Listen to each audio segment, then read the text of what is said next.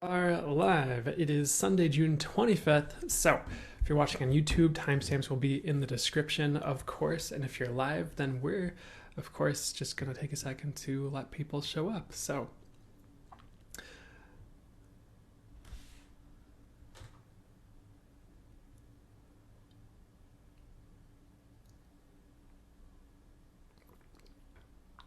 how's everybody doing? Hey, LaJeffa Jade, how are you doing? If I'm saying that right. Jessica Jensen, good to see you. Happy Sunday. Best day of the week. Hey, that's awesome. That means a lot. I hope you guys are doing very well out there and thriving, of course.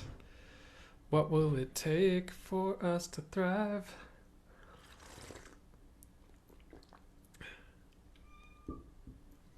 Oh, excuse the cat. It's been extra meowy lately.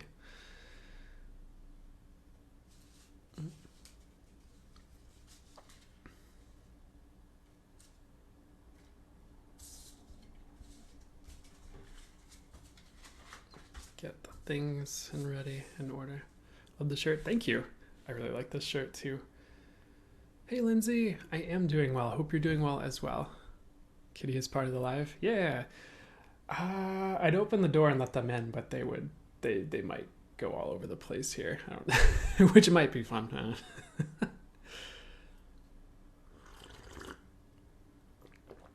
Oh, dang, Australia to Los Angeles. That's cool.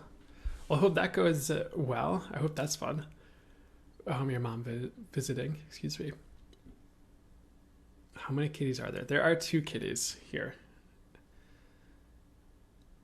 I work from home and my assistants join my Zoom calls. That's awesome. Yeah. Yeah, the kitties here double as background noise for my videos and lives. So I think it just adds to the ambiance to have cats screaming in the background sometimes, just a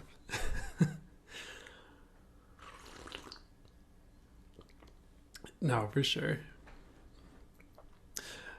Well, I also have these. What I've noticed is I'd have to check in intuitively and see if why this is, because sometimes cats just like to lay in like shapes that are on the ground. But I have these like energy healing energy tool rings that I have under my desk here or just in the rooms. And sometimes the cats like to lay inside of them, and I have to check if it's because of the energies or if it's because they just like to lay inside the circles. I feel like it's both, though, is what I'm getting. I think it also depends on the cat. Like, one of them likes the energies, one of them might like the circles more, but both of them are there for the energies, at least to a certain degree, is what I'm getting. A pretty vast degree, so that's good. But a lot of cats are very energy sensitive as well, is what I've noticed. Maybe not all, but oh, thank you. Hope you're having a blessed day. Hope you just know you are loved. Thank you so much. I hope you are having a blessed day as well, and I really appreciate that. I want a cat, but my dog wouldn't appreciate it. I hear ya. Maybe he'd be cool, but maybe not. I mean, I understand. No, for sure. 9 great lives. Speaking of 9 lives and cats. Happy Sunday, Heather. Hope you're doing well. I think we can exclude orange cats from the energy sensitive. It depends.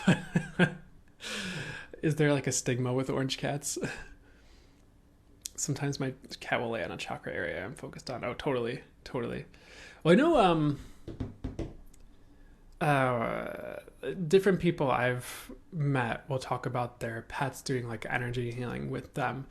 And the person I'm dating right now, like when one of the cats jumps on them, he tends to do the energy healing more than one of the other one.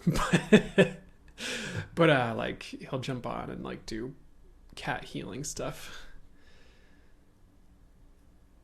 That might be the case, Maxilton. The orange cats definitely can be energy sensitive. As far as energy sensitivity, what I'm getting is it's not necessarily relative to breed, which I know like you might have been joking about the orange cats, the first person who made that comment, by the way, so, or maybe not, but Yeah, no, and one another interesting fun fact with pets that is jumping in here while we're on the topic is how different people. I think it's more common with dogs, but like Reiki practitioners will like attune their pets to like Reiki like 1 or something, or like their cats to like the first level of an energy healing modality, and then the cats will come and do energy healing, which is fun too. I haven't attuned to these kitties, but I know it. I know it works. I've witnessed it and experienced it in action. So, um,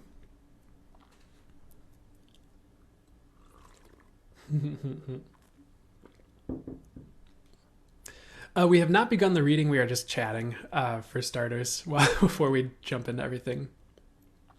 Just thought about you, went on TikTok, and saw this live. Well, hey, awesome. Look at you being all psychic and intuitive and stuff.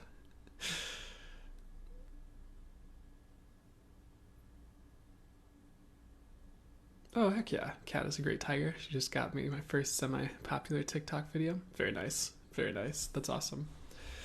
Okay, they're telling me I need to start. I'm sure we could talk about cats all day. But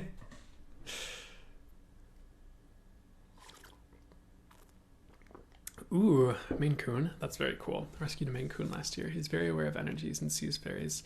I love Maine Coons. I don't think I've met one in person, but I just love how huge they are. And I kind of would like one, but I also am kind of like, is big kitty going to wreck stuff? So, I mean, I guess that's just something I need to check in with my spirit guides, what the right move is there, but probably not right now. But 1 second here. Okay.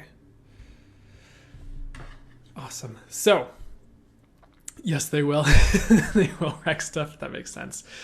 So what? We're about to jump into the collective reading in like 2 seconds, but I wanted to comment that we definitely have like, so there's some like big crystals that I've got around, and like, how cats will, like, if they want attention or whatever, they'll just like knock stuff off of tables. And like there have definitely been times where like walk up to the big labradorite and he'll like put his paw on it to like knock it off the table, but it's too big for him to move, so he just like gives up and like knocks a bottle off the table instead or something.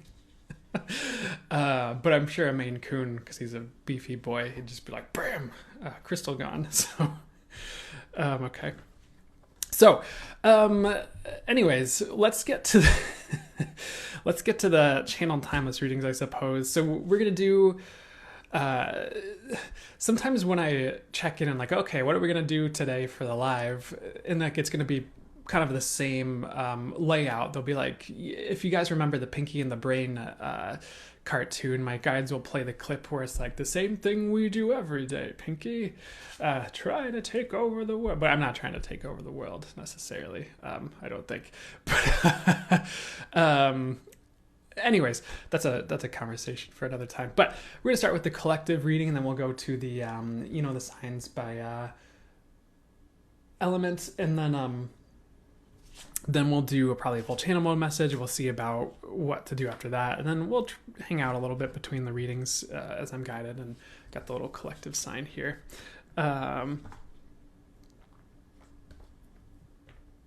So let's start. So I'm going to take 2 seconds and exactly.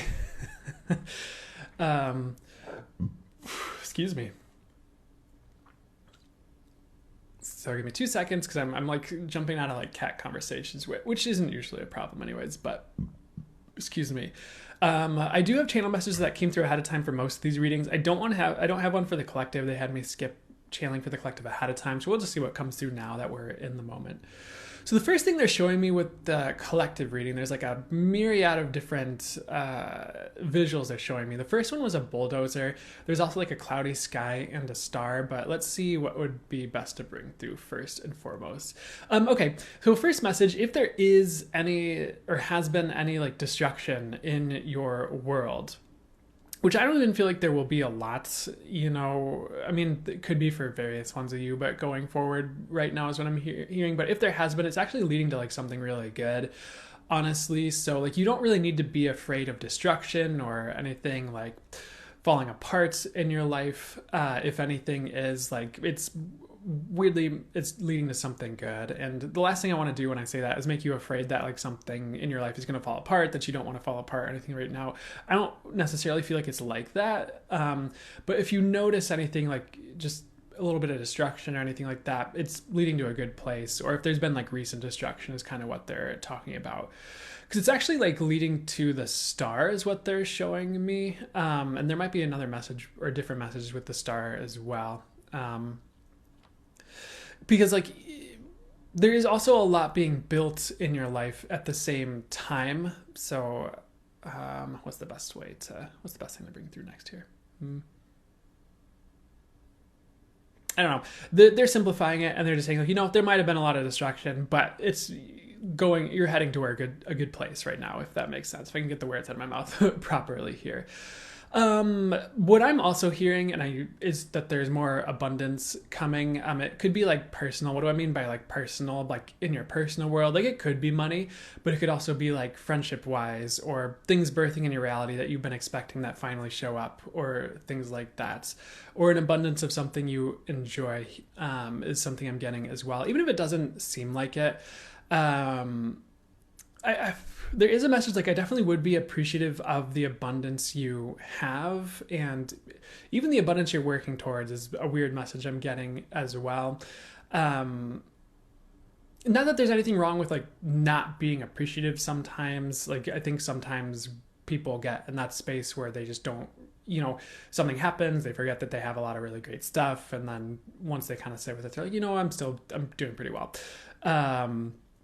But I don't know, I'm just hearing more abundance is on the way in some ways. So that's just something that's going on here. So what else? The cloudy skies. I feel like I need to sit with this a bit longer. So give me 1 second here.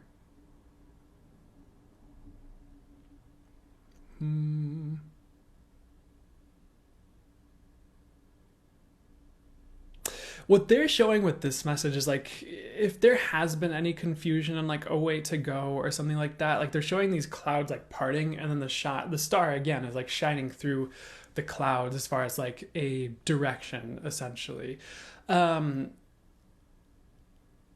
Like many of you might have like known where you're going, but there's more like detail that you needed, and like the clouds part and you got like that additional detail, or you know like exactly where you were headed.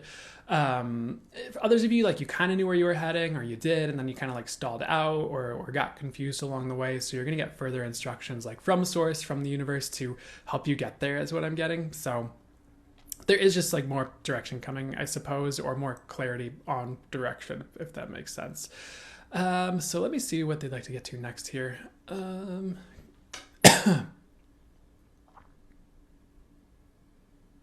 So they're kind of moving to like shooting stars.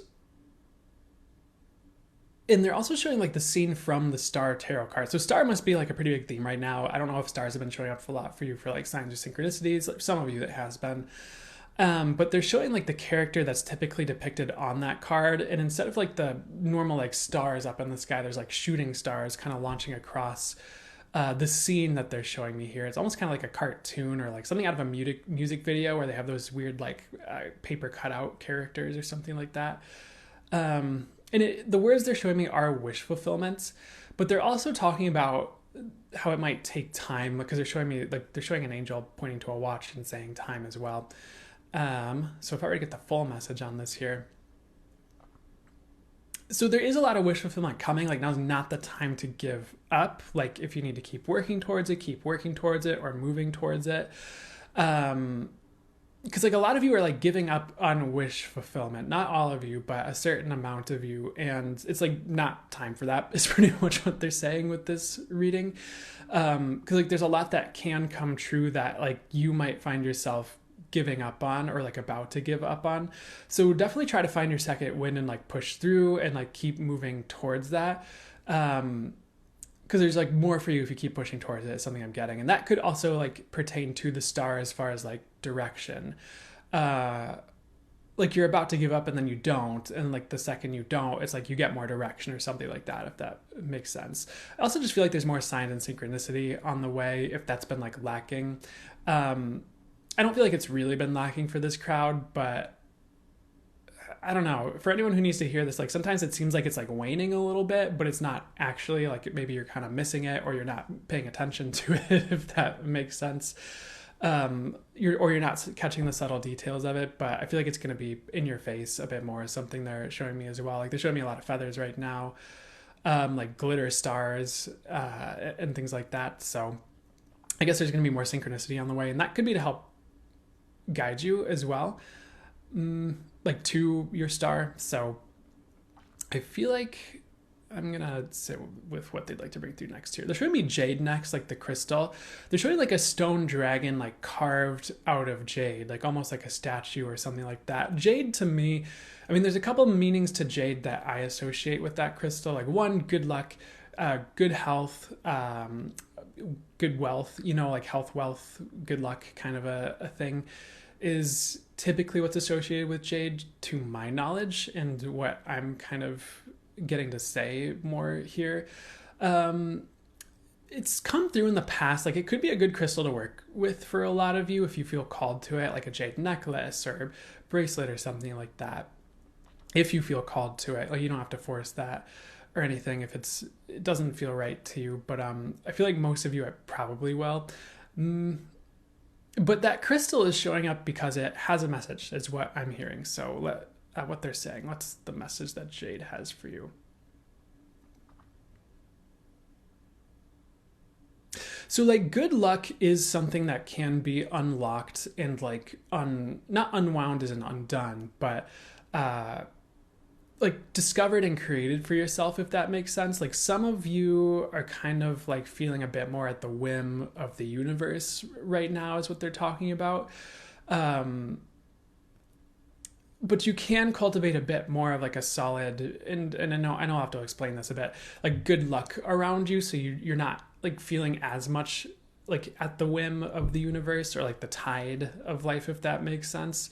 So they want me to tell you about this whole thing, and I've mentioned this before, but one of the things I've heard about good luck that's been helpful to me to help to kind of put it together because, there was like a practitioner that I got a session from, and she's really good. I really like her. She's one of the very few people I will like book a one-on-one reading with, for myself. And one thing that she kind of mentioned was like, like luck is an energy that you can like create and like walk in and like kind of like generate and like have around you like all the time. And another thing she said is like a lot of assholes walk in luck, but you don't have to be an asshole to walk in luck. And that kind of is interesting because there definitely do seem to be like people sometimes where they're total assholes, but they like just seem like they're doing well for whatever reason. Not always though. But the way she was kind of talking about it, like, is like, okay, like mantras, like I am lucky, like you're creating that luck, like you're manifesting it, you're creating that energy. But she talked about luck as an energy and like creating that energy and walking in that energy. So it's kind of along that, like it's almost in some ways like a similar message. Some of you, like another message is like you are inherently unlocking good luck just through like the work you're doing. Like if you're like helping other people, you're raising your vibration, you're learning how you operate and operating from that place in the world, instead of just like what the gurus tell you to do or whatever, if that makes sense.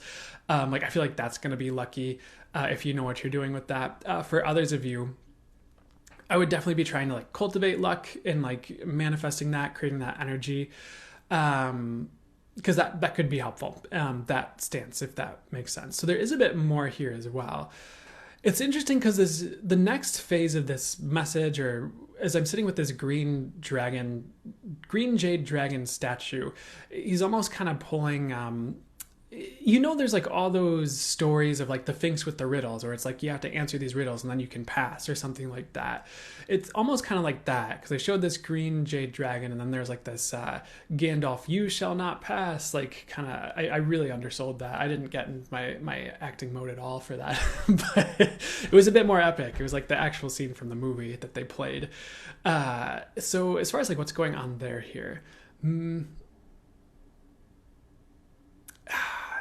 the message with this part, the first thing that they're saying is like, you might feel like life is a riddle, at least some of you, or even like a lot of you is kind of what they're saying. And like, figuring out how to move forward, like how to succeed, or like just things like that. And what they're kind of saying is like it's not like you just kind of have to figure out like what works for you, or like what works for you in general. And you're kind of being fed that information through your experiences, through like little tidbits from like people here and there, maybe even like from some videos and stuff like that. And it's kind of like you just have to put it all together, or like put the clues together to figure out like, oh, this is going to be the thing that's like working for me, or this is working for me, I'm going to keep doing this, or things like that. Because like some of you start to find something that like works for you as far as like getting a direction you want to go, or accomplishing something, whatever it is, and like it starts working, and then you get like scared and like stop and like try to find something else, is like a weird message I'm getting. But if you notice something working, you should keep doing it. So whatever it is you're trying to like accomplish, whether it's like growing a following on social media, or finding success in a business, or changing jobs, whatever it is. But the message for you guys is like, life is a lot less mysterious when you find what works for you. And a lot of you are really on the cusp of that, is something I'm getting with this message as well. So definitely like keep going and like trying to unlock that, if that makes sense. And it's almost like a message, like there's no secret. It's just like what works for you. So I don't know what's up with that message, but hopefully that's helpful as well. And there's a little bit more with this green jade dragon, it seems. So actually, we're moving to a different statue. It's like a blue dragon statue instead, and it's Eastern style, if anyone was wondering about that one.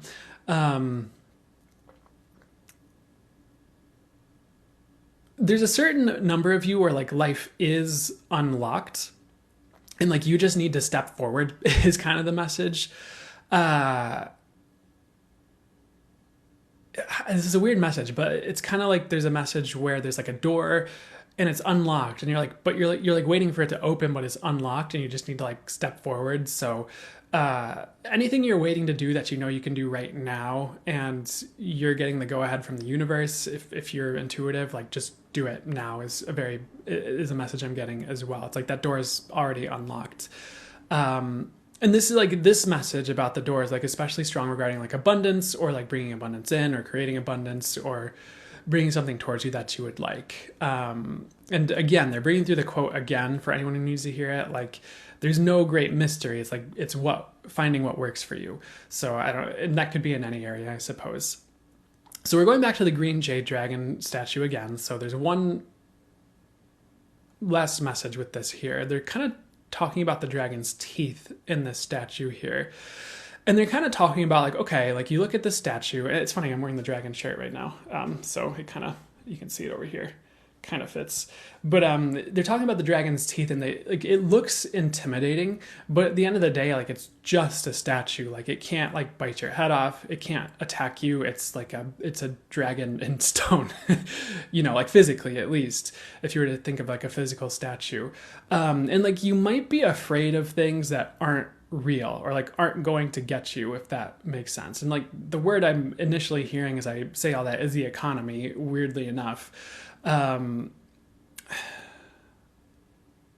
like some of you might be afraid of like economic collapse or something like that, but I feel like you're gonna be okay, as long as you're doing what you need to do, you know. I don't really feel like the economy is going to collapse, honestly, right now. I feel like it's going to change. But it honestly might like just transform into something else over time instead of collapsing. Like things don't always have to collapse in order to change. So, you know, sometimes certain things do, but sometimes they don't. So that's just something to keep in mind as well, I guess is what I'm hearing. Like, I don't feel like things are just going to like all collapse and fall apart. I feel like they're going to change. And I feel like if they do collapse and fall apart, you're going to be okay. So I wouldn't worry about that. And that, I don't know. That's just what I'm hearing with that. So let's switch gears again here. This might be one of the last few messages, but there's showing me this like clock tower in the sky. It's like up in the clouds. It reminds me of like the London clock tower kind of, but it's a little bit different. So what is the message here?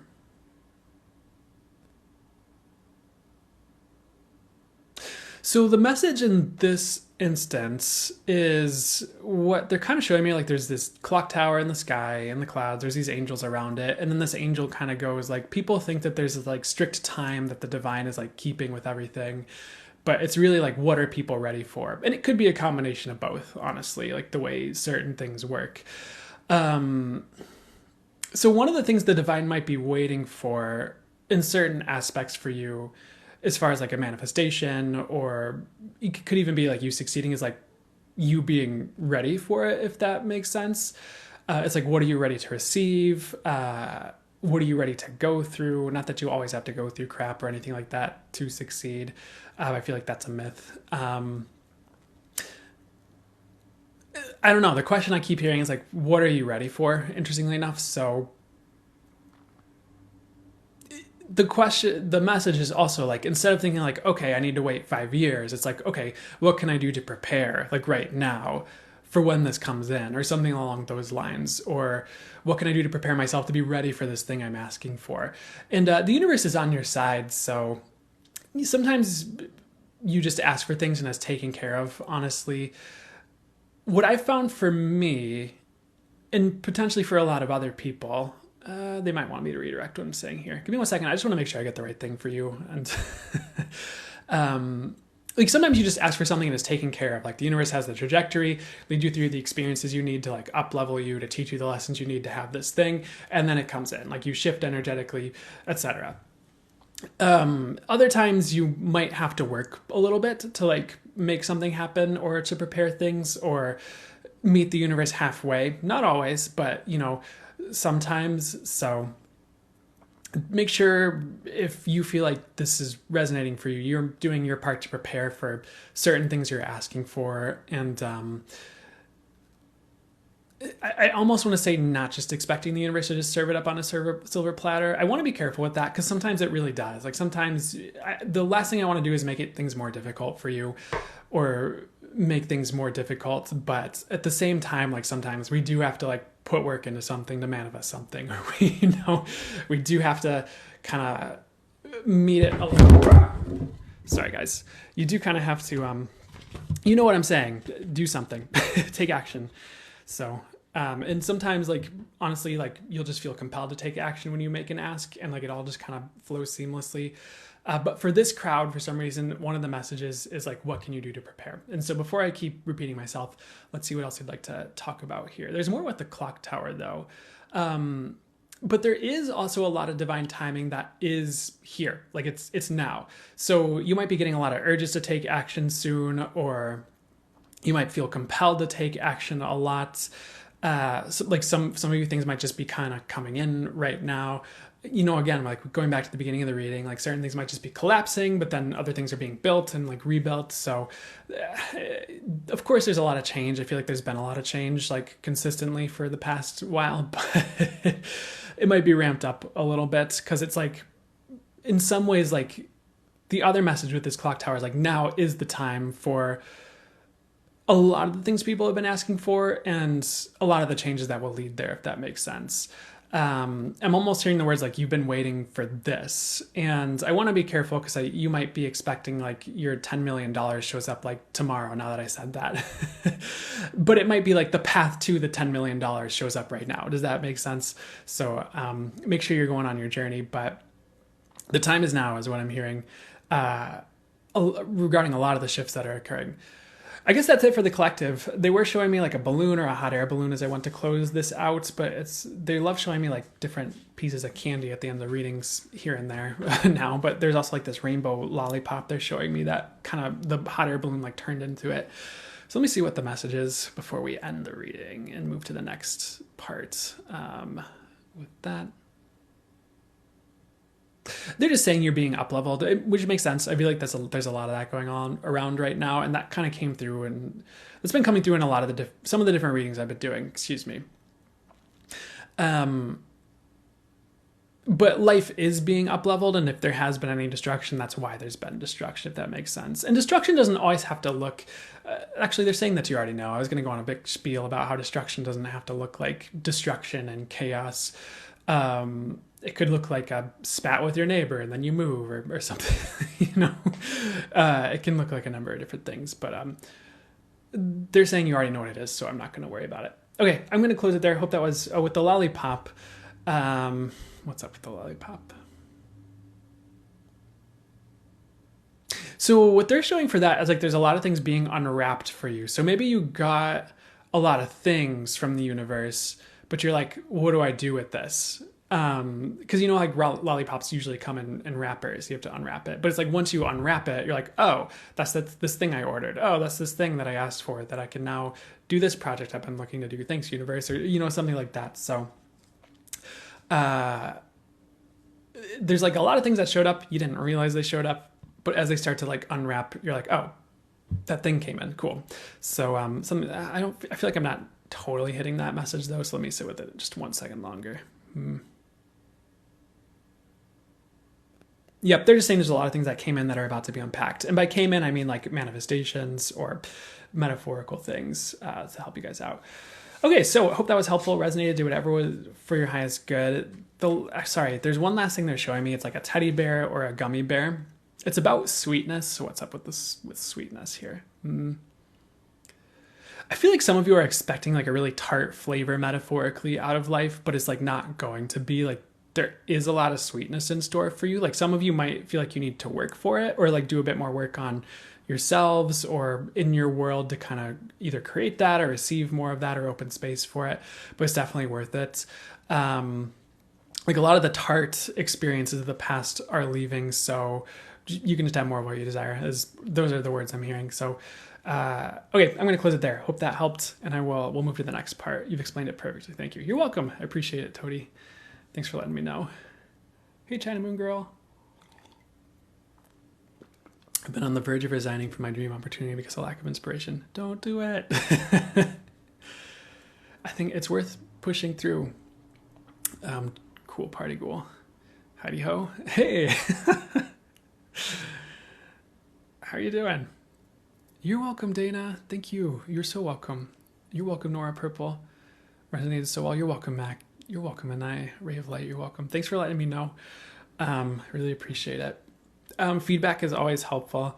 I never want to be up here just saying words. Like I always like it to be hitting. So, and you know, sometimes there's a lot of times where like I know, or just like I know that's the message. I know it's hitting, but I still appreciate the feedback. Oh heck yeah. I'm doing well, China Moon Girl. Thank you. Also, now that you're here, I wanted to give a shout out to the moderators, China Moon Girl, anyone else who's here and I haven't seen a comment that's either helping out or if you're just along for the ride, that's cool too. But just thanks to everyone in chat who helps things move smoothly while I'm channeling away. So thank you.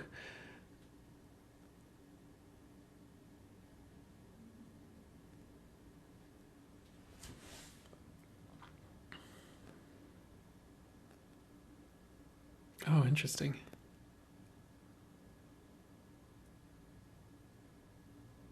Oh, thank you, Marina. And yeah, Marina's another moderator. Shout out to Marina. Heck yeah, Nora Purple. That's awesome. Oh yeah, Bloom Creek. Yeah, interesting. Ooh, so next we'll do fire signs, but I might hang out for just like a second because what was the teddy bear message? I forgot. It was whatever I said with the gummy bears. I remember seeing the gummy bears. I remember seeing the teddy bear. I don't remember what the message was. I'm sorry. Brandon, you're always a Sunday highlight. Thank you. That means a lot, Sarah. Thank you so much. Heck yeah. Dragons. Let me see if they'll remind me what the teddy bear message was. Was that the one where things were being unwrapped? Or was that something else? Oh well, I'm sorry. Ooh.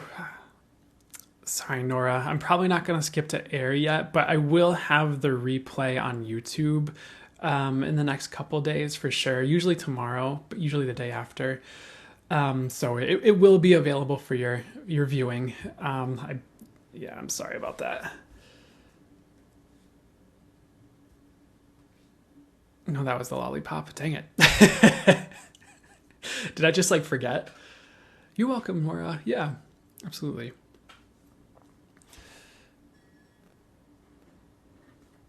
Totally, Moni.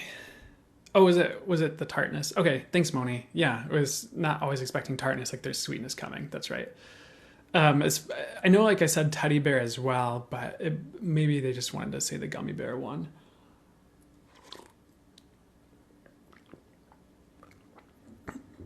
I don't know.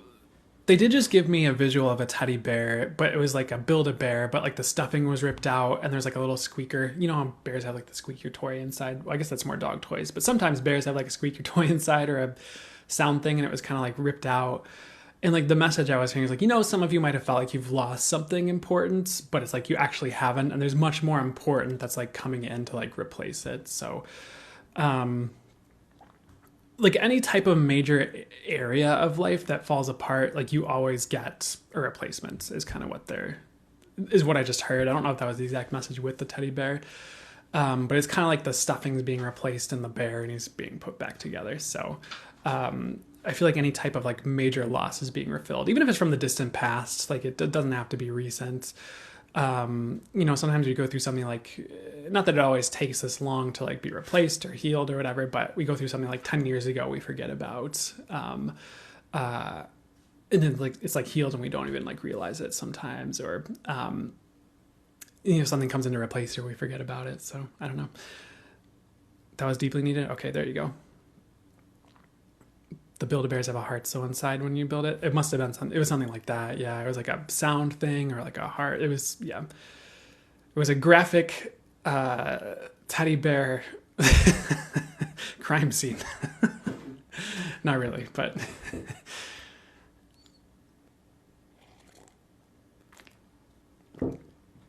ooh, okay.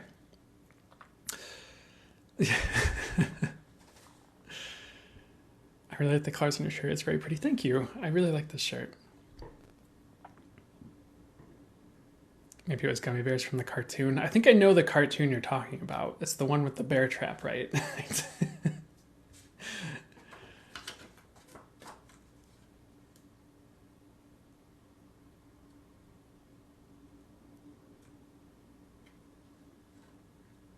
Hey, Jessica Johnson. I am happy you're here too. But that's awesome. Oh, the gummy bears. Okay, yeah. They look like teddy bears, yeah. Oof. So we're gonna start.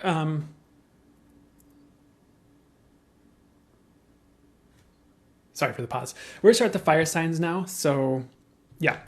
If you have a fire sign, Sun, Moon, or Rising, it's for you. When you see it, we're gonna delve into the channel messages that came through for you ahead of time, and my spirit guides, the angels, and source will bring through any additional information that's for your highest good. I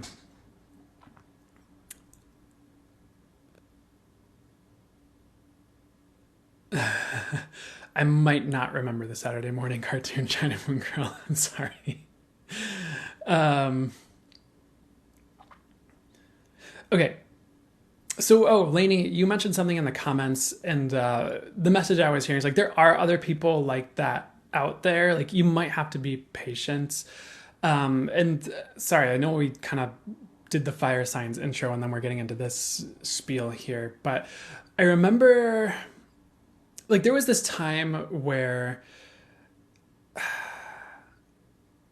I feel like people need to hear this story, so I'll kind of go through it, but. Or I'll relay the story. But I remember there was a time in my life where, what's the best place to start here? Like there was a practitioner that I was getting a session from, and they were kind of talking about how, sometimes you get to a certain place of like healedness or like self-work or development where it's kind of like you get there and they're just like, it's just seems a bit more difficult to find someone on your level, or there's just like no one around. And I remember there's a couple of things that she said. One is like, don't get into the zone where like you believe like there's no one out there that's like at that level, or no one out there that can meet you where you're at and like, be there for you on that level. Cause it's like, that's like one that kind of puts you in a defeated place, or like a maybe not a disempowered place, but maybe kind of. Two, like I feel like if you like at least open up the belief, like maybe someone's out there, I'm sure someone's out there that's at that level, like you'll probably be more open to attracting them in, I suppose, instead of just being like shut down, if that makes sense. Two, what's the best thing to get to besides all that here? There are people out there that can meet you on that level, because you were saying like you love more from like a higher level, or like a source level, or you felt like you just didn't meet people who like loved on the same level as you. It's like you can meet people out there who are at that level. It might take some patience, might take some fortitude, and the not settling as well, but it's possible, it is the message. It might not always show up how you expect, but it can happen. The other thing I was going to get to was, I remember there was this part where it's slightly different than what you were talking about. I did like a ton of, or, like you do you get to a really healed place, you get to a really good place, or you worked on yourself. You're kind of at this like level, like you get to a certain level. And like, I remember thinking like a part of it was like, okay, I'm going to heal. I'm going to get to this really good place. And then it'll be easier for me to attract like a better person, for me to date or whatever. And I remember like getting to that level. And then all of a sudden you realize like, wait, not very many other people, if anyone around me, is doing this work to this level. I actually got to a place where I might be like intimidating to people, or they're just not at the level, and like I almost feel like I can't be up here to be around them, because I almost feel like it just doesn't work.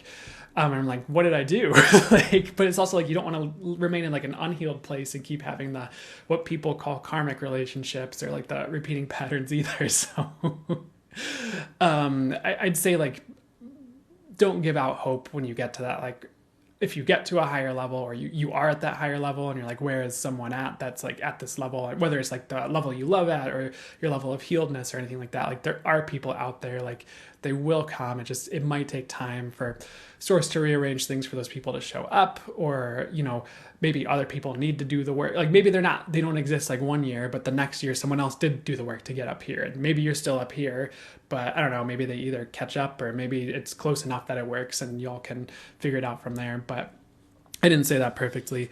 But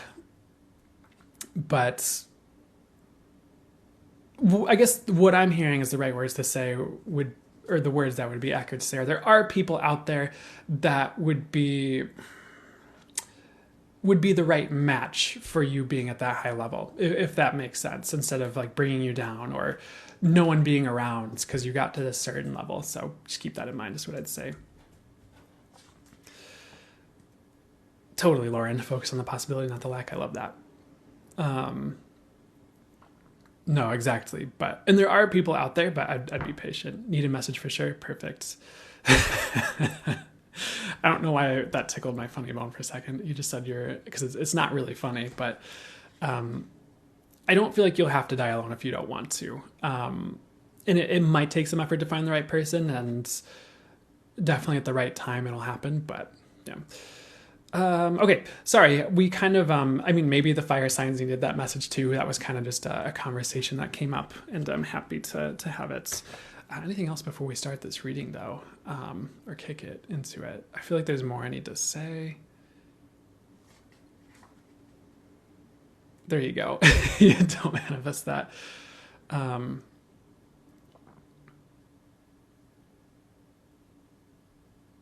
For friendships, totally, Amy. That reminder for friends. That's exactly, because that can happen for friendships too. And that was the practitioner I was talking about too, and about that conversation with back in the day. That was like her thing, was like friendships. Like it was very hard for her to find like friendships that were like at a certain level, or that worked out well for her. So you're not alone. Y'all will find each other and form like a super group or something. I don't know.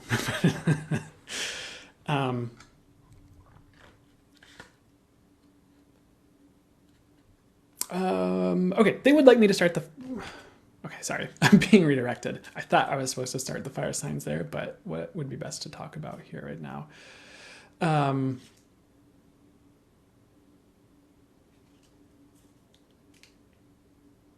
Yeah, there you go. feel like this, not to put this on you guys, but I feel like this would be a good support group for, or at least a certain number ones of you, a lot of you here probably would be good like support groups for, and again, not to create this or put it on you, but for relationships and things like that, or finding people maybe, or maybe not, I don't know. Probably though. Yeah. No, I hear that. No need to attach a narrative that you'll be alone forever. The word I hear when I read Lauren's comment there is like perfect.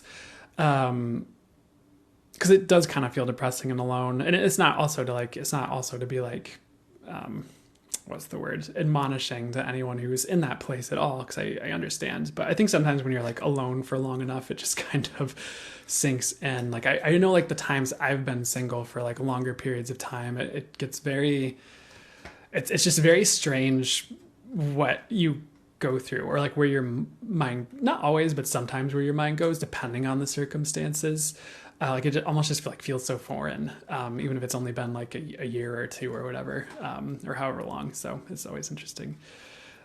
Weekly friendship Zooms. If you guys want to do that, I totally support you guys setting that up.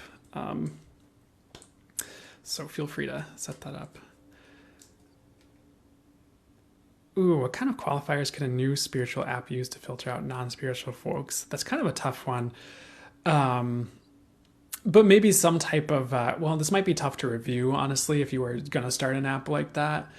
But I was going to say like in-depth, like, or like questions that like need in-depth like answers, or like spiritual answers that people like really would go a little bit deeper into answering them. Cause it's like, you can't BS to a certain point, you know, it's like you can only use the common lingo so often.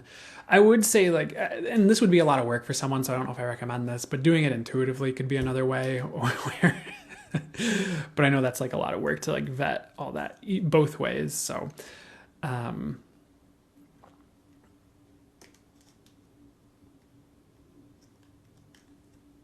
okay, I'm going to start the fire signs now. So, even though this is, I always love like chit chatting with you guys too. But I'll let you guys set up the friendship soon if you want to, and I'll start this reading. And so, should I start right now? Okay.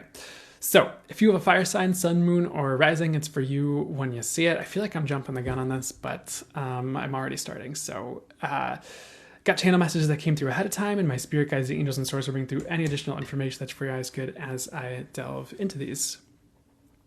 Sorry, I guess I'm hanging out with people instead. Have you thought about starting a Facebook group? Yeah, I kind of like did get the like framework of that started.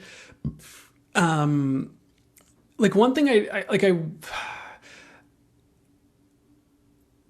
the thing is like I would actually love it to be like a fun group that people like love and can really connect. So I mean, I guess all I have to do is like put it up and let people join if they would like to. I'm hesitant on this one, but like it is there, like it's tied to my Facebook page, which I haven't really promoted very much at all. So I don't know, I could put something up there. It also would be like I'd have to start moderating it a little bit and making sure like the wrong people don't join who are like spamming, or, you know, people who are there to be trolls or whatever. But I probably don't need to worry about it as much as I'm worried about it. So, oh,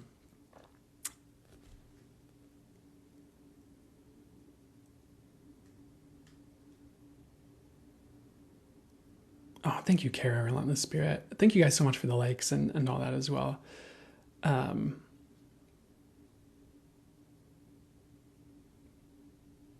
Okay, I feel like I'm all like pulled between everything. So, okay, we're just gonna start the reading for real this time. So, fire signs, sun, moon, and rising. Let's delve in. Got channel messages, spirit guides, angels, and source will bring through any additional information. Let's start here. So, the first thing they showed me for the reading here. Sorry for getting distracted there, guys. They showed me a UFO, and the message for the fire signs. They just would like to give the reminder that you guys are, not that anyone else that's not a fire sign isn't special. But like you guys are special. Like stop thinking you're normal. Like some of you keep like trying to, I have to explain this, but like normalize yourselves where you see yourself as normal, or like you're like think you're a normal person trying to live normal life, but you're wondering why it's not working. And it's like it's just because you're meant for something different, honestly, is what I'm getting. That doesn't mean like you can't have a relationship, or you can't have an amazing like partnership or something or anything like that, or you can't have like a job that you love. Like, to the contrary, I think if you're being yourself and like living the life you're meant to live and being who you're meant to be, you're probably more likely to have like things that resonate for you in those veins, not less, probably. But trying to like squeeze yourself into a definition of normal, that can get people into trouble. So if you feel like you're doing that, please stop doing that. Like, it's not going to work. As uncomfortable as it can be to, I hesitate to use this, but 'cause I don't want to take away from what people who are queer go through when they come out of the closet. When I say come out of the spiritual closet, because I don't feel like it's the same level of what people have gone through at all. Maybe in like certain cultures where like certain level like spirituality or intuition would be like like really, really I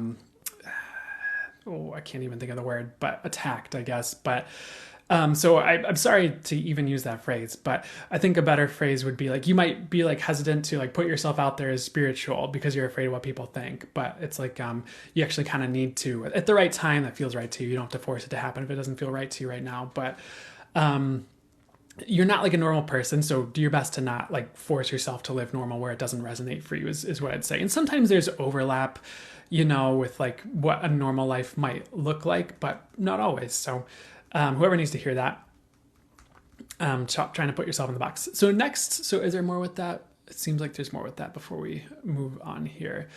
Like, your unique purpose is found in you being yourself and like doing the things you're drawn to and the things you're meant to do. Not by trying to live your whole life by the book or by, I'm hearing the Bible for some reason, the Bible or whatever like rules people like made up to live life by that are probably obsolete by now, honestly, anyways, or just not needed. Or they just like don't belong in like modern society or with people of this era or people who have critical thinking or intuition and things like that. Like, you're meant to live your own life, and people can't really tell you how to live. And one of the traps is like trying to find comfort in other people's rules that you're like doing it right. But in some ways there is no right or wrong. So it's kind of a trap to stick yourself in that box. So if you're doing that, please stop doing that is the message, essentially. Next, they gave the message that truth is rising. I get this message every so often with the readings, but you're about to get a blast of truth, like from people, from the world. So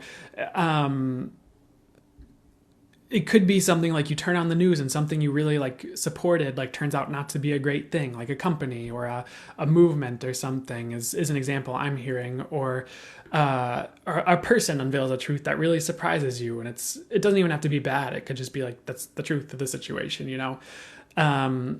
sometimes you learn things about the like ways that the world works, and it's like very surprising and like a little bit uncomfortable.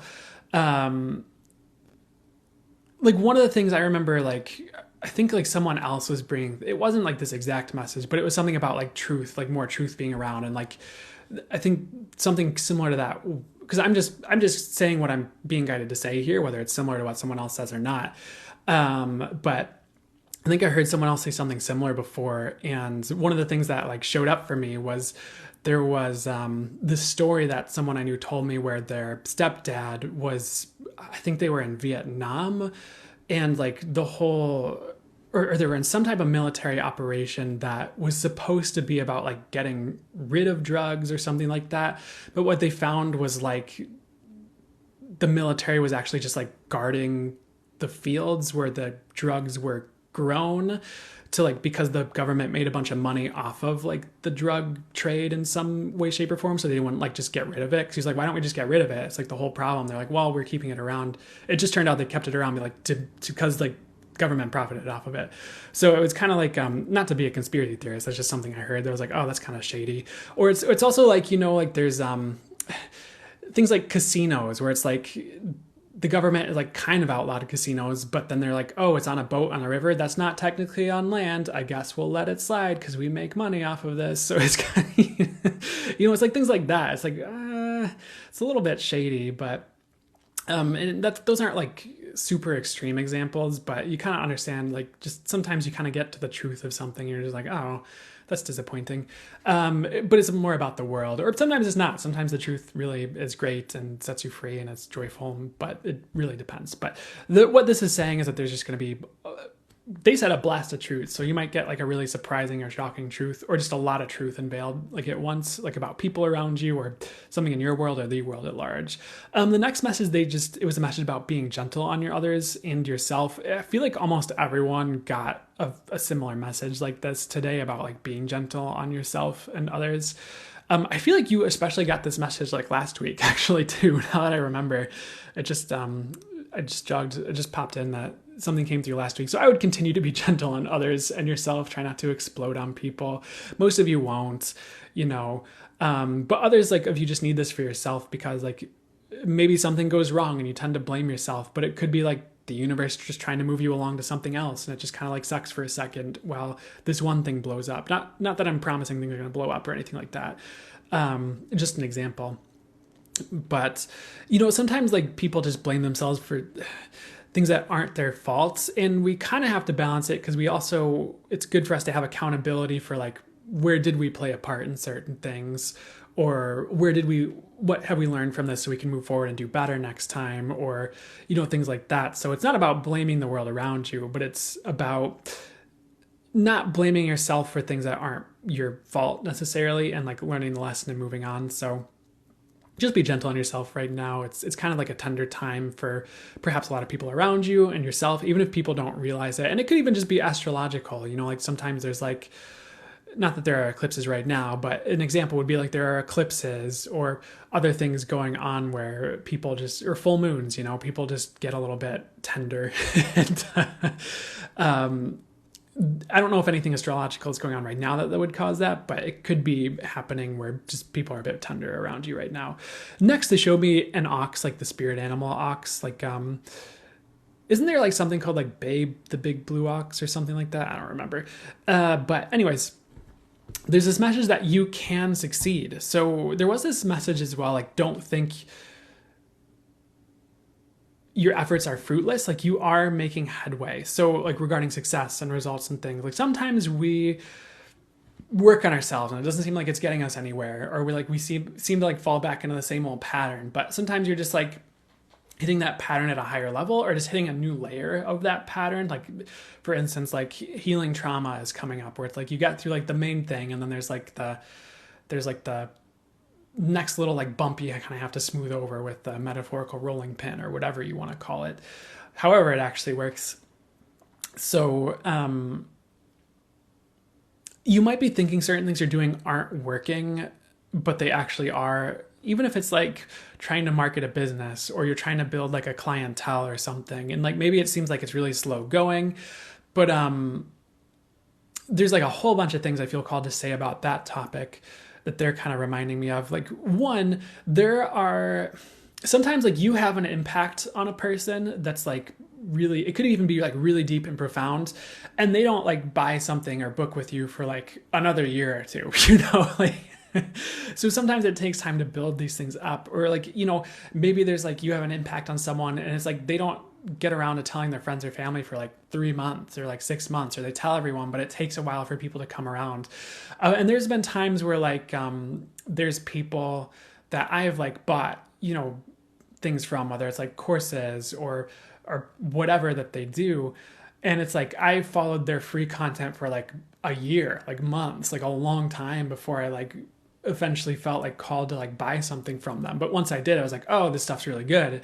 And like, if their stuff was really good, and I'd like keep buying their stuff like over and over and over again. So you might be either trying to build something, create something, or something you're doing, like it feels like you're not getting anything for your efforts, but like you will, if that makes sense. Like, keep churning.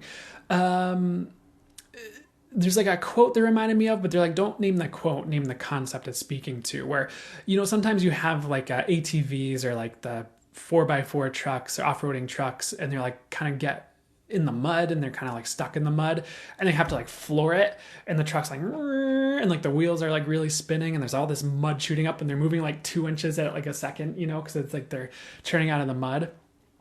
I don't feel like it's literally that, but sometimes it's worth it to put the effort in when you feel like stuck in the mud or don't feel like you're seeing results right away, because you might eventually get to dry land where things rocket forward because you have more traction, or you know, you get to a road and you can go 70 miles an hour easily or something. I don't know, some sort of, not to limit it to 70 miles an hour, some sort of super fast cool speed that would be, you'd be happy with. I don't know. But you understand. So you are making headway. Like I would keep like moving towards that success, whatever the success or results you're looking for are, whether it's a relationship, it's being healed, it's abundance, whatever. Next, and they kind of reiterated the message here. They showed me fruit and they just said your efforts will bear fruit, whether it's success. So keep putting effort into whatever it is. The next thing they showed me, is there more with all that before we move on here? You know, if you think of a tree bearing fruit, you know, you never like plant well, unless it was already growing the fruit when you like replanted it, but you don't usually like grow like a fruit tree sapling and like expect the apple or the peach or the pear or whatever tomorrow. I think pears grow on trees, but having a slight fruit crisis over here. But you know, it takes time for the tree to like grow, and then it has to like absorb the sunlight, absorb the nutrients, create the fruit. The fruit has to kind of get ripe. You pick the fruit at the right time. So don't get mad at the fruit tree for like not bearing fruit right away. Like keep tending to the garden, keep like nourishing the tree, and maybe plant more seeds while you're at it. But that's just also a message about like your efforts bearing fruit there. Next, yeah, keep working, keep being a little bit patient. I know that's not like a fun message where it's like, oh, your dreams come true in the next hour. Share this sound and use it to claim. I can't stand that stuff, but anyways, there's the next they showed me a car and they said, you are being taken to a new destination and life is journeying you to the next phase. So some of you are in transit to like your next destination or your next big thing in life. Sometimes when you're in the in-between phase, it gets a little bit boring. You know, like you're in your car ride with mom and dad and you're like, are we there yet? We've been staring at the Appalachian Mountains for like 12 hours. We've been looking at the Kansas fields for like 12 hours. Or I don't know, if you don't live in the US, think of a boring part of the Appalachians are not boring to drive through. But think of a boring part of your country or a nearby country to drive through, and that's, and you're just kind of in transit to your next phase. And it's like once you get there and like your destination, whether you're, you know, moving, hopefully if you're moving, it's exciting, or you're on vacation, it's like it's all fun and games and you know, it's, you can enjoy the area. But I feel like you're still kind of in transit, so I'd keep taking your journey to the next phase, if that makes sense. And sometimes this happens while we're kind of unawares. It's kind of like, you know, you fall asleep and your parents bring you to the car and they leave in the middle of the night and you're on your road trip to your next destination without you realizing it. But in this instance, it's a metaphor for like metaphysically.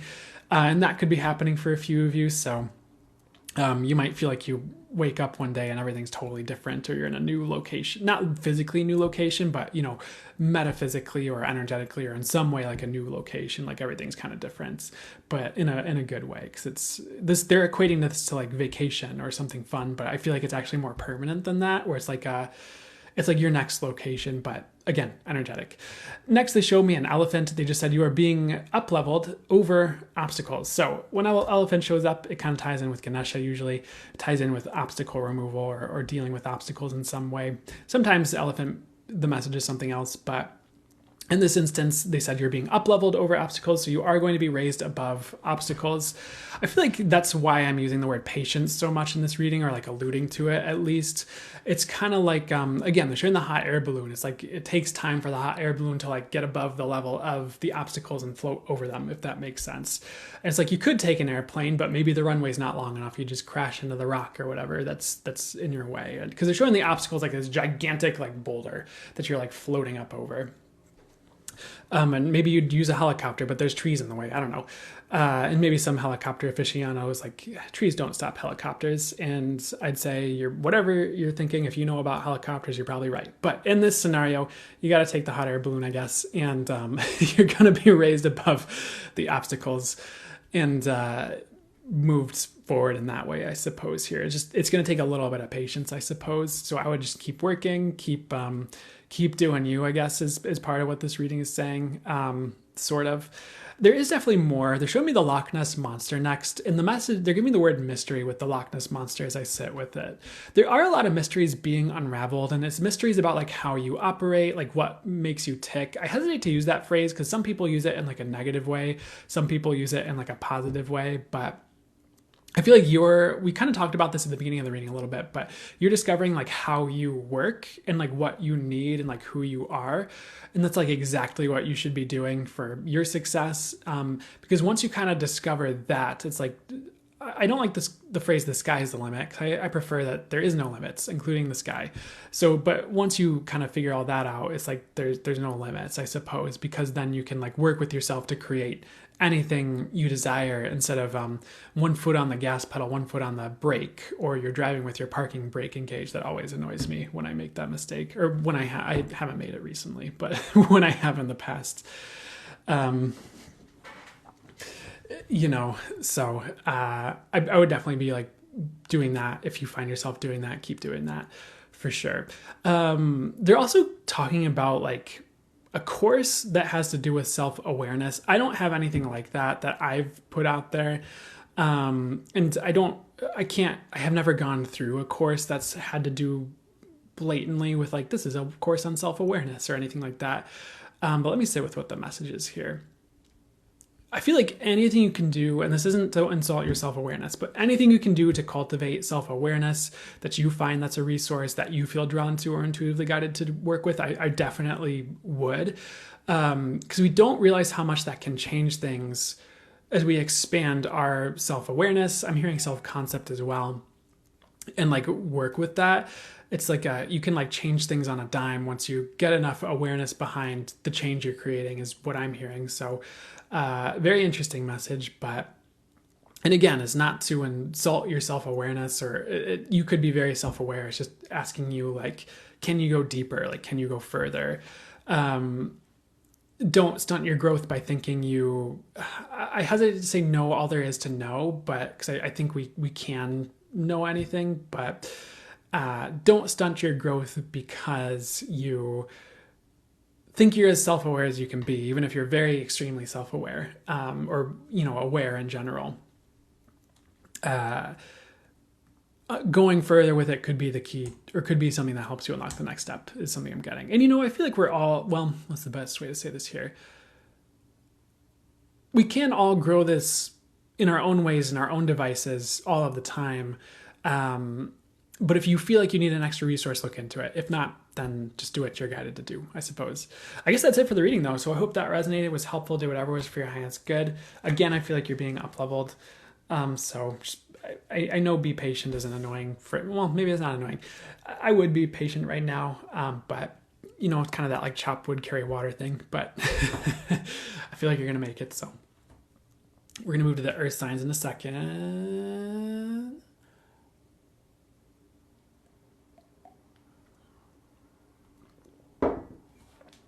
And I'm going to hang out for just a second, probably.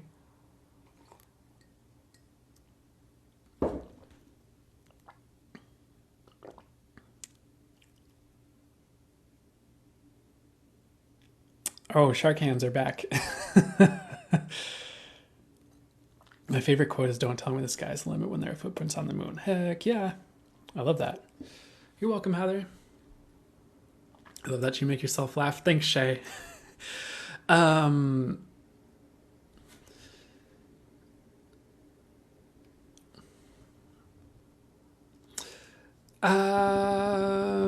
Yeah, and like I think sometimes I am making myself laugh. I totally do that. I think sometimes what I've noticed, it depends on the joke, I think, but there are times where like I'm saying something that's making someone watching laugh, and then I pick up on the energy of them laughing, and then it makes me laugh. And so sometimes I'm laughing because other people are laughing. But then there are sometimes I might just be laughing at my own joke, and that's fine too, I guess. Can you see auras? The answer I'm getting to say right now is yes and no. I definitely have, and I know I can. It's not something I have focused on. I feel like, okay, there have been times where I've been like around people who can see auras, and then like I start to like pick up on that and start to see auras too. but I feel like I also need to be like a little bit careful with that because I don't know if I really like meshing energies too much where it's all like it gets all like whoop like that.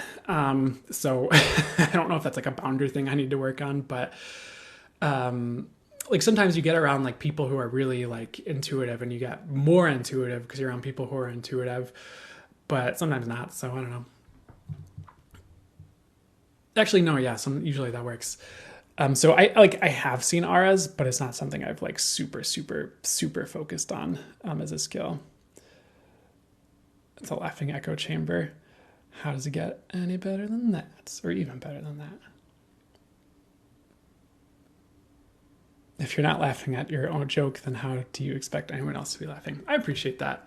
Because yeah, I definitely have found myself funny a lot. I don't know, like you're just sitting in your room, like thinking about stuff, and you start like laughing because you thought of something funny. Or the other thing I've really found fun is that my spirit guides will also make me laugh a lot. But yeah, you want to make sure. Unless you don't care, you probably want to do that around people. Well, you could do it around people who won't get it, and then they'll just think you're weird and judge you. But maybe. But if you're around people who get it, then it's more fun because then you feel safer to just laugh at things your guides are saying.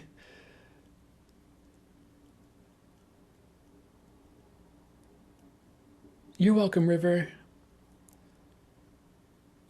You're definitely worth standing out, is what I'm hearing. And I know like different cultures are a little bit rougher with standing out than others, but hang in there. I know you can do great with this, with that concept of being yourself. You make your guys laugh at you. Sometimes that's what I hear. That's cool too.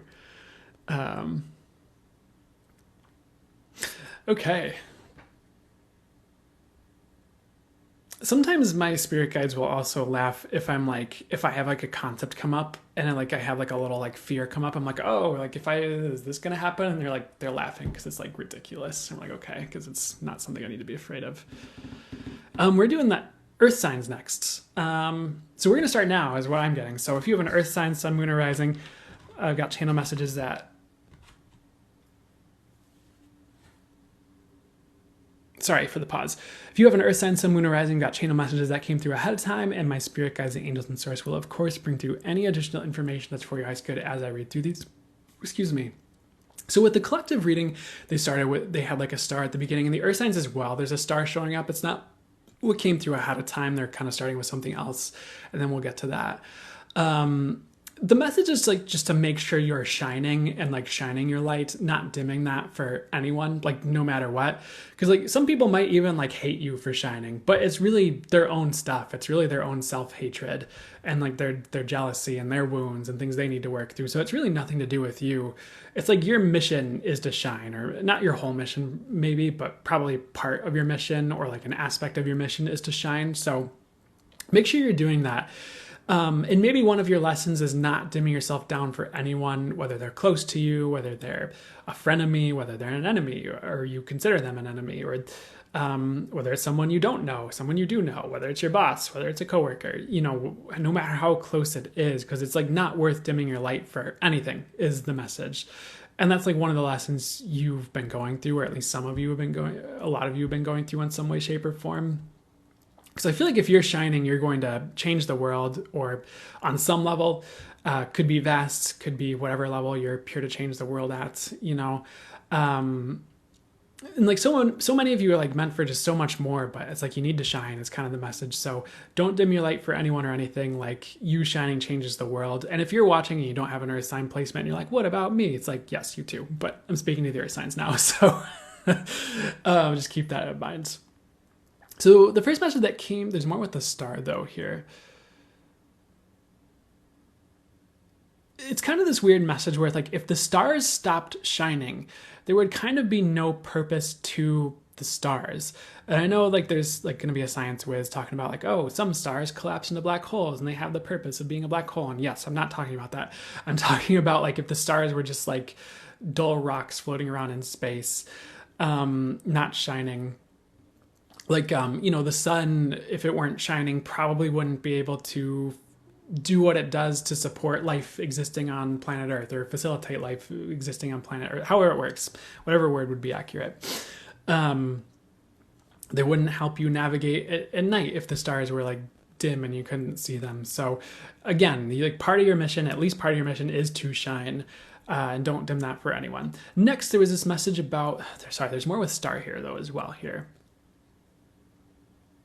I feel like if you stop shining, you're not in your purpose, is pretty much the message that they're saying, like in tandem with that message.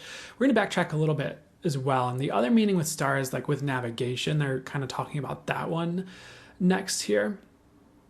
I feel like if you are shining, you're going to know what to do. And as far as like what shining is and what that means, I feel like some of you might be wondering what that is. Let me see if they'd like to explain it a bit more. Because some of you just know what it means. You don't need to even like think about it. But for anyone who's like wondering what it means a bit more, it's like, for example, like if you're very intuitive and you're around people who would like to be intuitive, but they're jealous of you because you already are very intuitive, like, are you going to dim that down for them? Or are you going to keep that shining and like own your worth and value and power and keep that at a high level, as high a level as you can, and not dim that down for them? Or if you're like really good at like golf and your friends all go out golfing and one of your friends is really jealous when anyone gets a better score at golf than them because they base all their self-worth on how they perform at tasks because their dad always yelled at them if they were bad at baseball or whatever. Like, are you going to dim that down and like perpetually play bad at golf because those are the only people you golf with? Or are you going to own your potential and your shine and do well at the skill that you've honed and you're meant to do well with, I guess, is the message. So take that as that pertains to you. But or it could even be like success. Like, are you going to avoid success because your family's going to be jealous? Or are you going to get to the amount of success that you're meant to get to and you're destined to, or that you feel called to, or that you can get to because you'd like to, and because that would be you shining? So, and of course, like, it could be about abundance. It could be about a skill. It could be about your personality, about like the level of person you'll allow yourself to date, the level of attractiveness of person you'll allow yourself to date. The quality of things you surround yourself with. Like, it really could pertain to almost anything. And it reminds me as well, there was a video I was watching by Lee Harris, and he did I haven't gone through the course yet, but there's like a video he did. It was about like, what would be best for me to say? Sorry, they're redirecting me. One thing he talked about was like, because sometimes when you talk about like narcissists and empaths, I feel like I'm taking this in the wrong direction. I'm sorry. I already started saying it. I'll say it and then we'll get back on track here. But one thing he said was like, sometimes people get caught up in like the diagnosis, I guess, where it's like, was this person that I was in this dynamic with a narcissist? And he's like, instead of like focusing on that, because you can get in that whole game where you're like stuck in that, and there's a reason I'm talking about this. I'll get to it in a second. Instead of getting stuck in that game, it's like, were there narcissistic dynamics in this relationship? Because maybe this person wasn't a full-blown narcissist, but there were dynamics of like empath versus narcissist in the dynamic of the relationship that you need to heal from, if that makes sense. The reason I'm mentioning it is because one of the examples he gave in this like example would be like, maybe you're at family dinner and you start saying something that's really funny, and like your sister, like you can feel energetically your sister like doesn't like it that you're funny and get this attention or whatever out of it because they see themselves as funny and they want to be the funny one or something like that. And so you pick up on that and you like shut that down or tone that down. And he's like, if you do that for like one night, like that's fine. Like it's not going to have an impending long lasting impact. But if you do that like over and over and over again for like years because you're in like a close relationship with someone you have this dynamic with, then it's like it starts to like stunt you, like you start to shut down. You're not as alive. You're not owning your value, definitely. You're not owning your power, definitely. You're overly people pleasing for sure, which is kind of part of the crux of the issue in the first place. So like part of like healing from that dynamic is like opening that back up and like owning your shine, I suppose, in a way. And I'm kind of like combining the messages I said and what he said a little bit with how I'm tying that together. But that's the reason I brought all that in, is because of that story. And I'm not saying like all of you are, I'm not saying every single person who doesn't want you to shine is a narcissist. They're probably just a wounded individual, and maybe that dynamic's present in some of those like closer encounters, maybe not. But just keep that in mind. Like, that's not something that's worth people pleasing. And there's a whole speech for you on that. So if you need to hear it. Okay, we can move on now. So the next message here, they're showing me clouds. I know we had clouds and stars in the collective message here. So what's the message here with the clouds here? I feel like you might have felt like things are cloudy, like maybe you're actually headed in the right direction. So maybe things have seemed a bit foggy, you're not sure, but you're actually moving in the right ways. So keep trusting your intuition if you've been trusting your intuition on things, and moving forward. I feel like you're doing great regarding that. For those of you who resonate with that. Next, they showed me it was like a drawer, but it was like a dresser drawer. And they showed this drawer being removed from like the dresser. And the message for you is like, you're being removed from the places you don't belong and like rehomed to a dresser that fits you better. It's more welcoming to you. So you are being brought to a new area soon. It doesn't have to be physical. It could be like work related, where you're just like working in a new field or starting a new aspect of your business or something like that. So it doesn't have to be work related, but it really could be, is something I'm getting.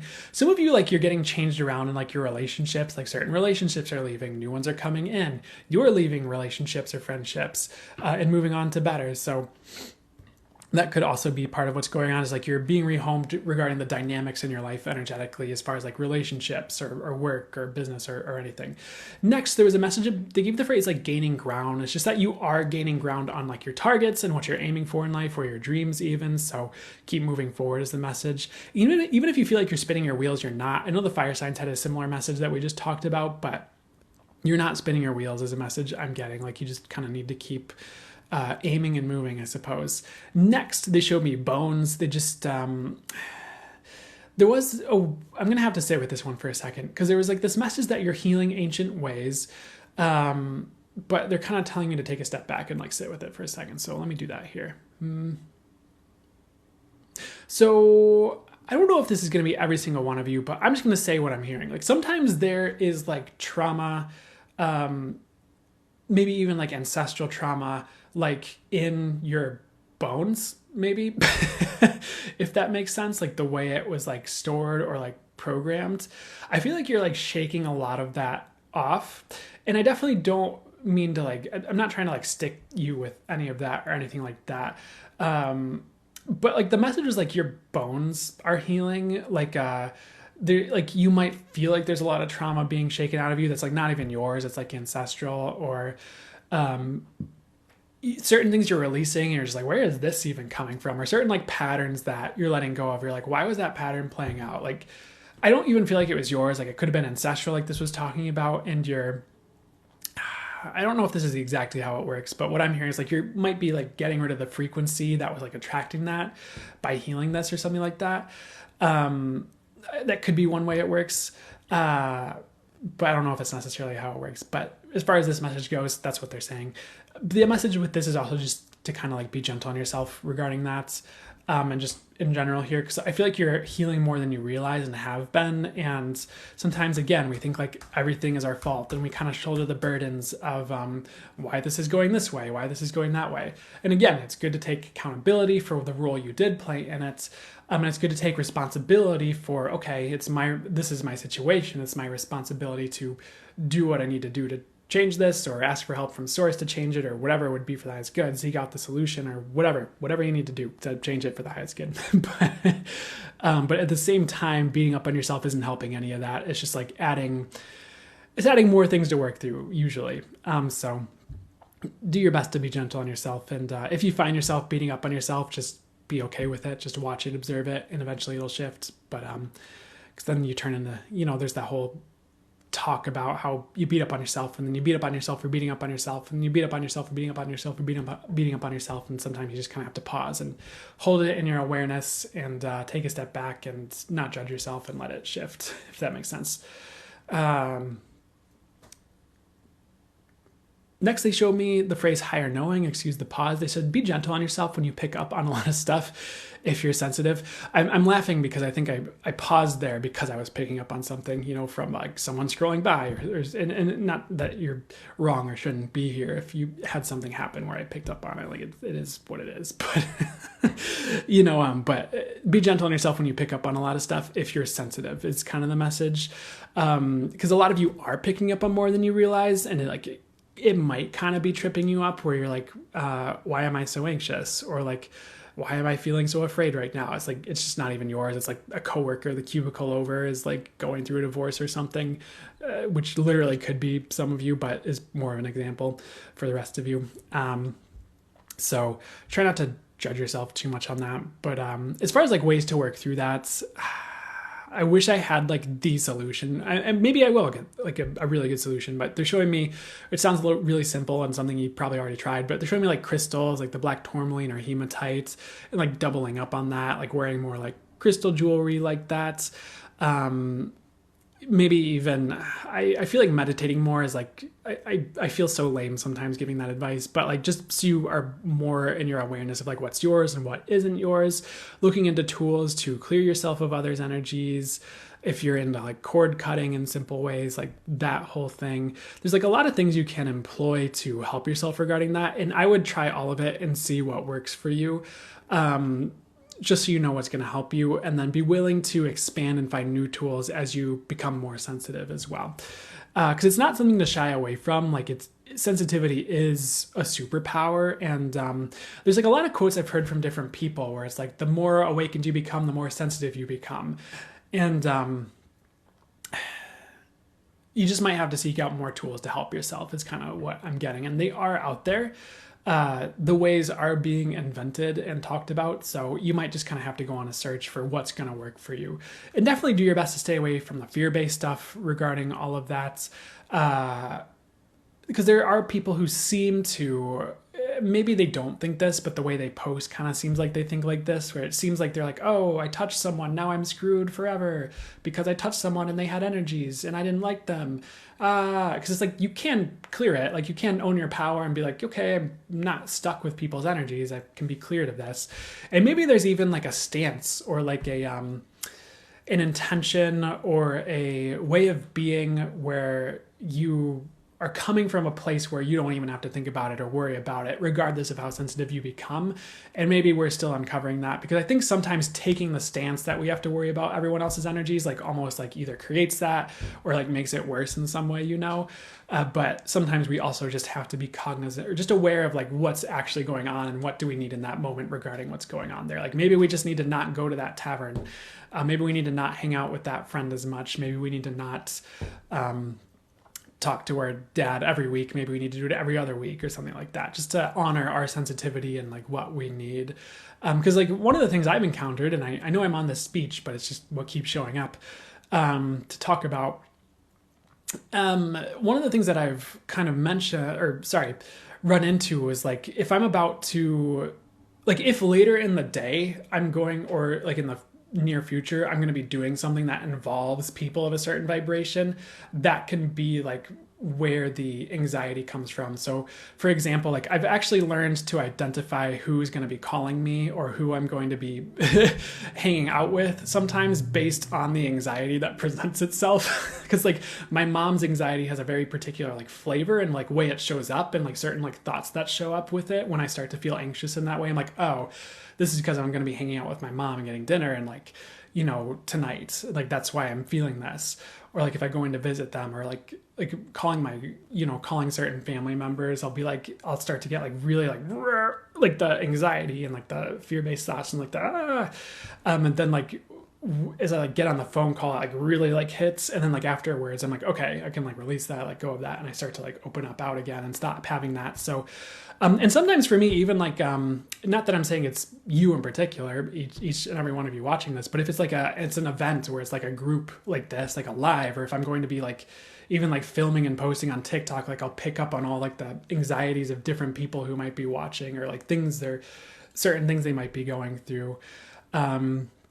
Or like I would have certain clients that like every time I know they'd be reaching out for a session, because I start to feel like that an issue that they were going through, like ramping up, like I would start to like feel like, oh my God. So maybe it's a boundary thing I've needed to work on, but I've been just keep looking at tools for what will help you. So it's really a lot of the anxiety certain people are picking up on is just everyone else's when you become super sensitive. And the times that I've been like using mantras like, okay, I'm completely free from everyone else's energies. And like, I'd feel that clear and I'd just be in like joy and peace. It'd be great. I'd be like, okay, I'm doing really well. It's just everyone else's, it's the world stuff. So I don't know why I'm like on this rant and like talking about my experiences so much with it. Maybe it's going to be helpful for you to identify what's going on, or maybe there's like a tidbit in there that helps you with it. But definitely seek out more tools with that if that's something you as well are going through, where it's like you can't, hang out with a friend without dealing with a bajillion anxiety and weird thoughts and stuff. Next, sorry about that rant, but much needed to hear your experience. Thank you, Tody, for letting me know. But the next thing here, they showed me a hot air balloon and they just said, you are rising and you will succeed. So I do feel like with you guys, like you are going to be succeeding, like you are rising, like within yourself, like whether you're healing from traumas or healing from certain things, like I feel like you guys will be successful. It's like just a matter of time. And maybe you're earlier on your journey and you're like, what do you mean? And like 10 years from now, or maybe less, hopefully less, but however long it takes, but you'll be like, okay, I get it now. So there is just success coming is something I'm getting for you guys. There is a bit more with that though.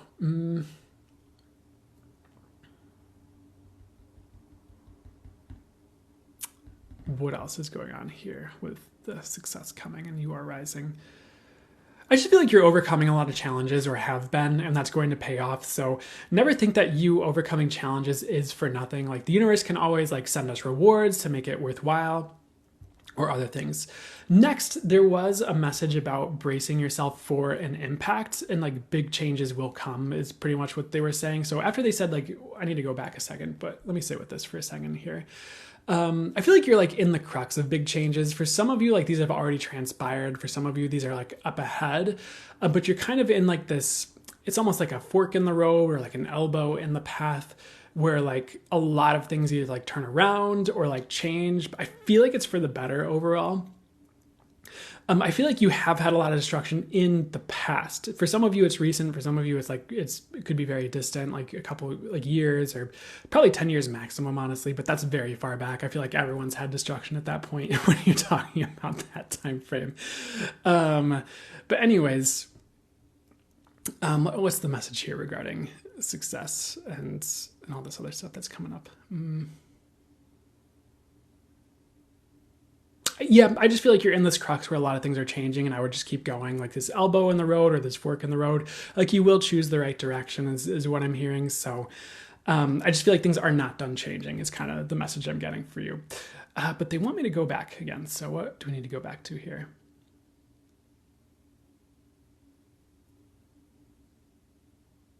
So what they're kind of showing me is like, here's this path, and like where you're supposed to go is like here. So envision this as like a flat map, or if you want to get all intuitive and see like a whole like imagery, that's cool too. But here's like where you're going for now, at least. Maybe it's not your final destination, but it is like where you're going, where you're meant to go. And you start like here. Maybe you took this path up here, and maybe there's like this big mountain or rock in the way. So like you can't just go straight here. So maybe spirit has you go this way, and then spirit has you like take an elbow and it goes this way. And that could be part of the big changes happening. Like maybe spirit had you go this way to get around this obstacle or this rock or whatever in life. And now it's going to have you take that elbow or fork or whatever and move to where you're actually supposed to go. So some of you like, I mean, I do feel like you are overall going where you're supposed to go. Like I do feel like you are on the right track, but it's like things might like change to get you like more towards the right track, if that makes sense. Like exactly where you're supposed to be. And you're always exactly where you're supposed to be. You understand what I'm saying though, overall, where these changes are like conspiring to get you to take the right turns or to turn things. So you're headed in like the right direction. So that's part of like why some of these like bigger changes might be happening or things like that. It's like, it's not like you were headed in the wrong direction. It's just time to take the next path to the destination, if that makes sense. I feel like I'm still not hitting everything they'd like to say. So what else do we need to get to? they're just kind of saying like, you might be wondering why Spirit didn't have you take a different path, but they're like, trust us, this was like the best path, or one of the best like available to you at the time. So the other message is like, I don't know why I'm saying don't shoot the messenger. I don't feel like I said anything that was like that bad, but don't shoot the messenger. Maybe it's if your path was like particularly difficult of late or something like that. But I do feel like things will improve if that's you. So let's move on here. So just know that there are big changes coming, but it's moving you in the proper direction, or yeah, you get it. Next, I forget channeling this message, but they kind of showed like a gold like monkey statue or like a gold idol. And the message is that like you are going to be safe from like false things. So it could be like false gurus, or it could be like false ideas about life, or maybe you're going to be coming into like a zone where like a bunch of people are going to be trying to like sell you things that won't work for you. And like your job is to kind of discern, of course, you trust your intuition, all that. But overall, the message is like, you are going to be safe from false things. So I feel like you're going to be seeing through these things. Or if like maybe something like is going to work for other people, but not for you, you're just going to be realizing it's not for you, or something like that. I'm going to take a second to sit with this again though, because they would like me to. So there could also be a good number of things that you think are for you in life, but they actually like aren't. Like it seems right up your alley, like it checks like a bunch of the boxes maybe, but it's like there's one thing that makes it like completely like off the table if like you knew about that one thing. So you're gonna be like safe from going down these, I hesitate to use the word like false paths, because it just sounds so like over the top and dramatic, like, oh, the false, but you understand what I'm saying. Like you're going to be steered away from the things that just like aren't really for you, even if it seems like they are, and you'll be steered towards the things that really are, which is a good thing, because you probably don't want to waste time with things that aren't for you, and like it seems like it is, and like all these levels, and then you get to like the heart of this thing, and it's just like, oh, this isn't right for me, or something like that. So like you definitely probably want like a real gold like statue instead of like a fool's gold statue. So I feel like you're going to be getting the real gold and not like stuck with like anything lesser, I guess. And I definitely like wouldn't settle, is just another message coming through right now, like with anything like job, business, partnership, relationships. I know sometimes we're just like, that's just what we have right now. But it doesn't mean we can't like ask for more, or ask for things to improve, or ask for better, or move towards something else when we realize like something we're in isn't something we fit in anymore, or we've outgrown it. Next, they showed me a tiger. They just said your power is rising. I feel like you're just going to be owning your power more. Just simple as that. Honestly, it's going to be very helpful for you. So don't be afraid to stand up for yourself. Don't be afraid to say no to people if you know what they're purporting isn't right for you, or the direction they're trying to sell you isn't right for you. Don't be afraid to say no regarding relationships. Like not everyone is going to leave just because you're owning your ground and not putting up with BS. You know, the right people are going to either recognize their mistake and change, or they'll be willing to work with you on a certain level, or at least have the conversation like regarding like boundaries or something, instead of just like leaving because they don't like that you're setting boundaries. So like the right people are going to stay and like work with you on it and try to find at least a middle ground, instead of being like mad that they won't let them walk all over you or whatever, if that makes sense. I didn't say that right, but or mad that you're setting boundaries. So do your best to own your power. It's like okay to do it, and it's safe to do that. And if anyone has a problem with that, they probably gotta go. So and like I almost like want to say like to be careful of your definition of like owning your power, because owning your power isn't like steamrolling people. It's not like being so assertive that like you're not working with other people, like if they have a problem with something.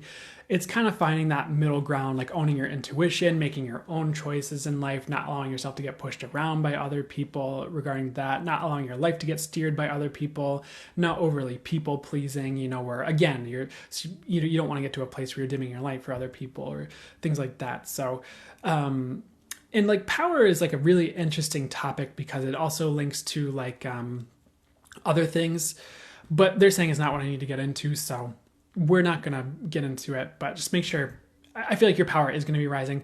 You're going to be owning it more, it seems, or you're just naturally going to find yourself like doing the things you need to do to own it. So that'll be good here. That's kind of it for this reading. They're showing me a kite as well before we part ways for this reading. And they're giving me the word float, but let me see what they mean by this. So if you feel like certain things are like floating away from you, they're actually not. Like you might, like there's some of you might feel like success is like in your grasp and then it just like floats away or something like that. And you're like, no. Or like maybe there was like a relationship you really wanted and it seems like floating away, or the person seems like distant or something like that. Like I don't even feel like they're actually going to be like distant. I feel like they're actually like recalibrating to you, like if you've been seeing a lot of growth or something like that. Or if like you feel like success floats away, it's actually just going to come around in a different form. The other thing I keep like wanting to say is like kites are on a string, so like they do float away, but they don't like actually float away, like you still have the kite on a string. So I don't feel like that's exactly the meaning they were going for, but you're not losing anything if something seems like it's floating away. I feel like it's either just like delayed, or you'll be getting it at a different time or in a different way, or it's just like not the right time for that thing, if that makes sense. But I don't feel like I totally hit that. So what else is for that good to be said about this? I feel like some of you, like to go further or just to kind of hit a different angle or whatever would be for that good. I just feel like some of you like, the second things don't work out right away, you're like, oh, I'm going to give up. My success is so far away or something like that. But it's just kind of like, sometimes success is like building something over time. It's not like an overnight thing. Sometimes it's not like, sometimes it's a little illusory because you think it's going to be this thing and like you grasp at it and it's like they're showing the word success like floating in the air. You grasp at it and it kind of like disappears and like dissolves into air. Like it was like an illusion or something, and it's like you think it's gonna be it and it's not it, and there's like another step or something like that, or you just kind of keep hungering for more and like you keep going to like other levels.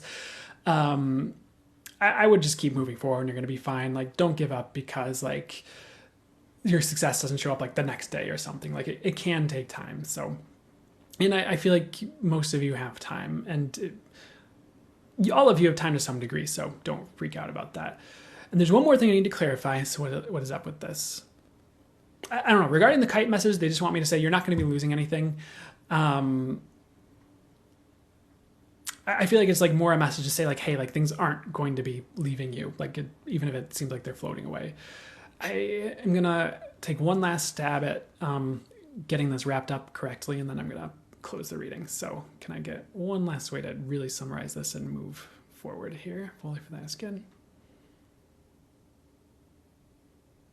Okay, the last thing they're saying is like some of you are like really afraid of like losing anything. So when something does like float away, like even just a little bit, you kind of freak out. Like they're kind of like, don't worry about that. Like let things kind of shift around. You're not losing anything. Okay, I'm going to close the reading. Hope that was helpful, resonated, did whatever was for your eyes good. And we're going to move on to the next reading in a second here. Are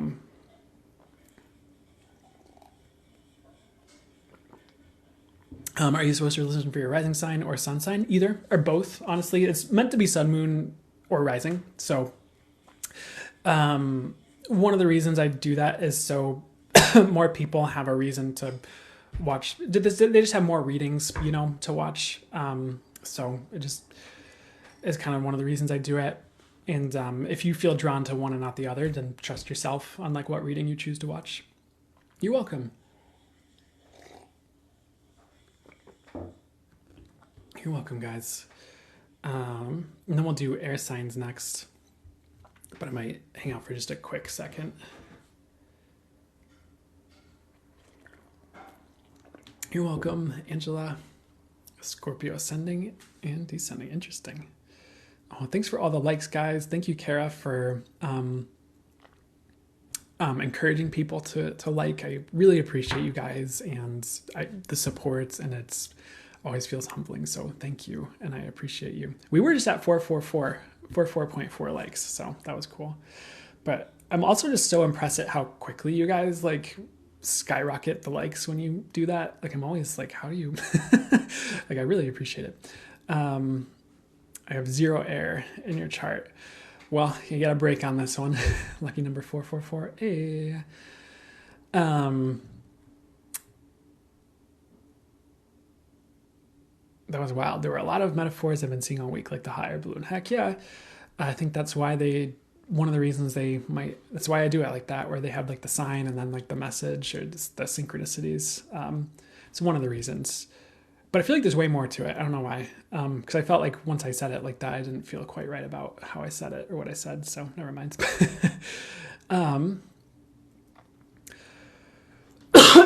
Woo.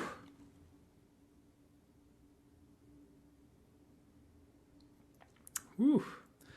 Okay. Very helpful info about sensitivity and picking up things from others. Thank you. You're welcome. Yeah, I definitely felt something, just felt a lot lighter after I went and said all that.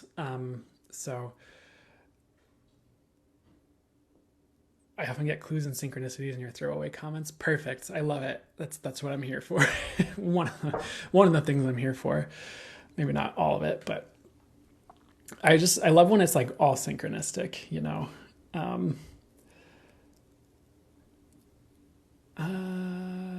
Yeah, but you're welcome, River. I'm glad it was helpful because it's not something I've talked about a lot with people.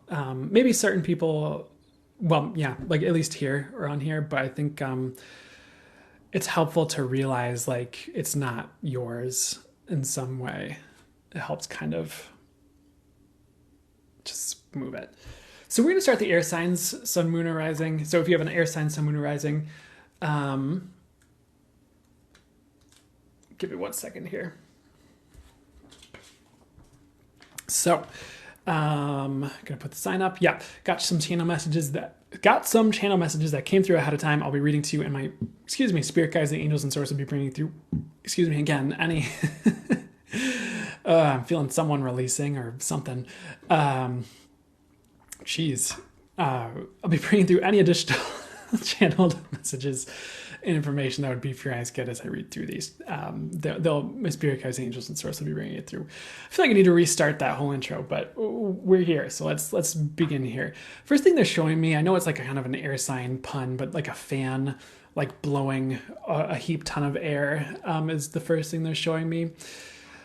It's weird because they're showing you getting blown away. Like I'm hearing a message about you guys getting blown away, but it's like in the proper directions. So if you feel like life is pushing you around or like, I'm gonna have to watch the euphemisms, blowing you in a certain direction, you know, like pushing you in a certain direction. Why did I say that? I'm distracting myself. Give me 1 second. It is actually like, I feel like it's the right direction. It's like, sometimes life kind of pushes us around a little bit and we think it's a bad thing, or again, like hot air balloon must be like a theme today because it's like they're showing this hot air balloon up in like the winds and this cloud is like, you know, that like that stereotypical like cartoon of like this cloud blowing winds at like a sailboat or something. It's like that, but at the hot air balloon. And you might be worried because you think it's all over the place, but it's actually like kind of steering you at the right direction. So I feel like the second you like accept it, it like stops. Because I think sometimes we like fight the directions life is pushing us a little bit. But like once we stop fighting, like and kind of accept it, like things kind of just flow a bit more. So I would definitely stop fighting life if you feel like you've been fighting life. And like by stop fighting life, what I don't mean is like, I don't mean like stop standing up for yourself regarding people. What I actually mean is I'm getting you get it. So maybe I won't describe it as much unless they start describing it. But the next thing that they'd like to get to here. So star is just like a common theme right now. It seems like it's been showing up like a lot this week in like all the readings. I think like almost every single one I've done like on TikTok, you know, I think even for the membership for this week. Okay, thanks. But with star showing up here,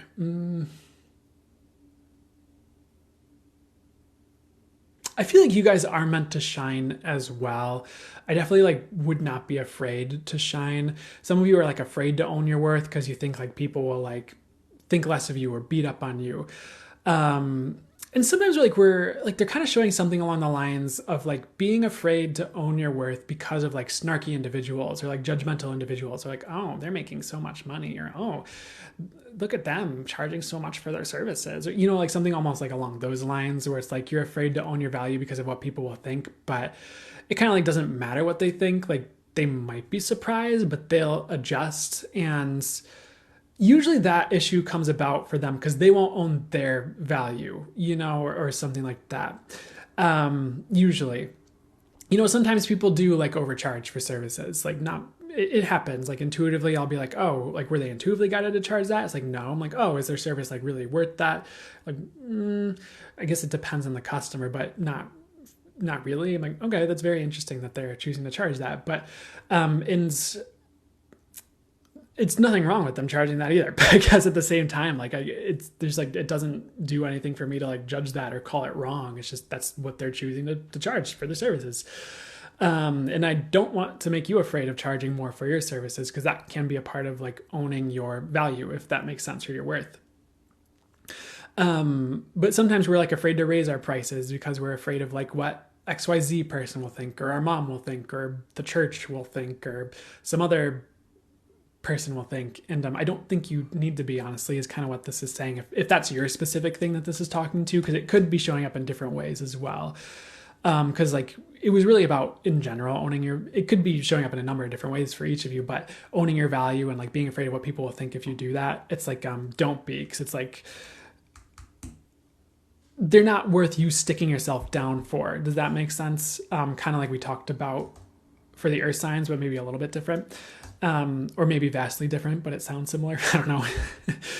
The next message they'd like me to get to here, I kind of feel like you guys are worth more than you're earning. Like, a lot of you, like 90% of you here, and try not to get caught up on whether you're in the 90 or 10%, like you'll probably know.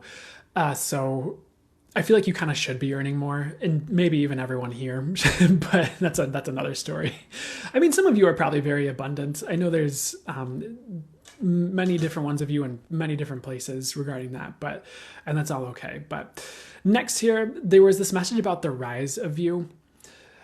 And so there was just a message that you guys are going to be winning. And like, there was a message to see yourself as rising as well.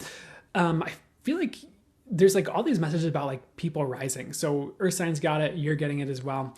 I feel like you're seeing a rise of you, or should be like focused on that, on like, what can you do to like make yourself more abundant? Like, what can you do to rise? Like, do you need self-healing?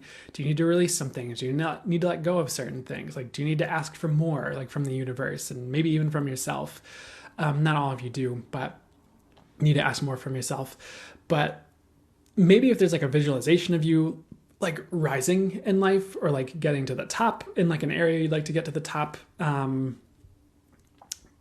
or something like that. Sorry for the pauses there. I do feel like you are just going to be winning though. Like, more, I feel like they're giving me the phrase like winning season, like that's coming in the next year. Like, I don't, like, some of you might be in it. Some of you, it might be coming up very soon. Some of you, it might be a little bit further out, but in some way, shape, or form, like, you are going to be winning, which is good. I think that was like, sorry, they don't like me always. Sorry, let me see what they'd like me to say instead here, or get to next. So kind of like the earth signs, like I do feel like you guys are meant to shine. So again, make sure you're kind of doing your best to shine. For some reason, there's a message about being wary of energy vampires. This isn't usually like my mode of like what I'd talk about. It's just like showing up out of nowhere. Like, they're showing the scene from, they don't want me to get into what they're showing me, but essentially, like, what's the message for you guys here? There are people out there that would just like suck you dry if you let them. So don't let them, if that makes sense. For some of you, like, I don't want you to get paranoid. So just pay attention to like who you feel like very drained around, like after like hanging out with them or talking with them or spending a day with them or whatever. Like, that could be your clue. Or if you like have a fight with someone and like you just get like very drained every time like you talk to them or something like that, like you need to take a step back here. There might be like certain people around you that you like shouldn't be spending time with, and it's going to become clear who these people are. So don't like freak out and just cut everyone out of your life right away. Like, take time with it, do your due diligence, make sure you like know. And if this message is like scaring you, just don't think about it and come to your own like realizations or conclusions as you, I don't know about conclusions, but realizations as you live your life, and you'll kind of see it, at the right time for you. But there might just be certain people around you that you shouldn't be spending time around because of how it makes you feel like every time, and it's not worth it. And it's like one thing if your friend calls you up like one time and they're going through something wild and you're helping them and you feel drained like after that like one time, out of like the hundreds that you talk and feel great afterwards. And sometimes there are people where it's like you help them and it's almost like you're getting helped at the same time because it's like the way it works energetically in some way. Like so it's not like you're being drained by like facilitating healing or helping them or whatever. So there are those people out there. I don't know, it just doesn't have to be draining, but I would do your due diligence regarding that and trust your intuition regarding that. And again, like, I hate when I watch readings that have messages like that, and I don't watch as many readings anymore. Like, I'm really there are a lot of like readings I'm being guided away from for myself, which makes sense. Like, I should really just be trusting my own channel guidance, right? But I would hate when I would in the past watch readings, it'd be like, oh, watch out for XYZ thing. And there like weren't really a lot of like clues as to what it was. And I wasn't really sure. And I didn't feel like I was getting like a really clear message in the moment as far as who it was, or maybe, I don't know, maybe I was and I was resisting it or whatever. But it would always kind of like, depending on where I was at in the moment when I watched it, like it almost like, maybe it was helpful in the long run, but it just kind of like gave me a worse day almost, or it just wasn't as helpful. So the last thing I want to do is like make you have a bad time talking about energy vampires and you're like, who? So if you know, if you don't, just hang out for a second and see what happens. You'll know who these people are. So hopefully I didn't over explain all that, but let's move on to what they'd like to get to next here. And again, you'll know who these people are because you'll feel like exceptionally drained after dealing with them, like more than usual is what I'd say. Like you almost like need a day or a week to recover or something. Maybe not that long, but you get it. Next message here, there's just a message that a higher you is birthing. So I feel like you've been going through a lot. A lot of you, some of you have been going through it like a lot recently. But it's like, cause you're birthing a new you. So it's like old aspects are falling away. Like, old patterns are falling away. Like you're releasing a bunch. So you're going to get to this place where you're like rebirthed, or this new you is birthed, and you're doing like a lot better and you're kind of feeling higher and better, if that makes sense. So, one message is, and it doesn't always have to go this way, but part of you birthing a new you could be you losing a bunch of people in your life, or like you birthing a higher you, if that makes sense. So if you've gone through that, that could be your sign that like, this is happening regarding that message here. They're showing me a walrus next here. They're talking about the walrus tusks. It's a weird message because I'm sure someone does mess with the walrus, but what they're saying is like no one messes with the walrus because of its tusks. So let me see what they're trying to say with that. But you're like dealing with a lot of people that you're afraid of that like don't have tusks is kind of the message. So like you might be intimidated by people, like a boss at a job that you don't need to be intimidated by, or maybe you're even dealing with friends that you're intimidated by, and you're intimidated because it seems like they have the metaphorical tusks, but it's like there's like no, this is so strange, like there's not like a lot to their bites, if that makes sense. Like, why are we talking about this? Give me 1 second to like understand why we're talking about this, or get the message that'll tie it all together for you. It's kind of like you might be afraid of people because it seems like they metaphorically like have these tusks, but it's like they don't even have the tusks. It's like you're afraid of people for no reason. So they're kind of just saying like, stop that if you can, or try to work through that. There's like people you're afraid of that you don't need to be, and probably in your personal life or like a job or something like that. And I don't think that ties into the what we just talked about with that whole thing, but it's just more like people that intimidate you. There's a bit more with walrus though. So, walrus can like survive cold weather because it has all the blubber and like the fat on it, if I'm not mistaken.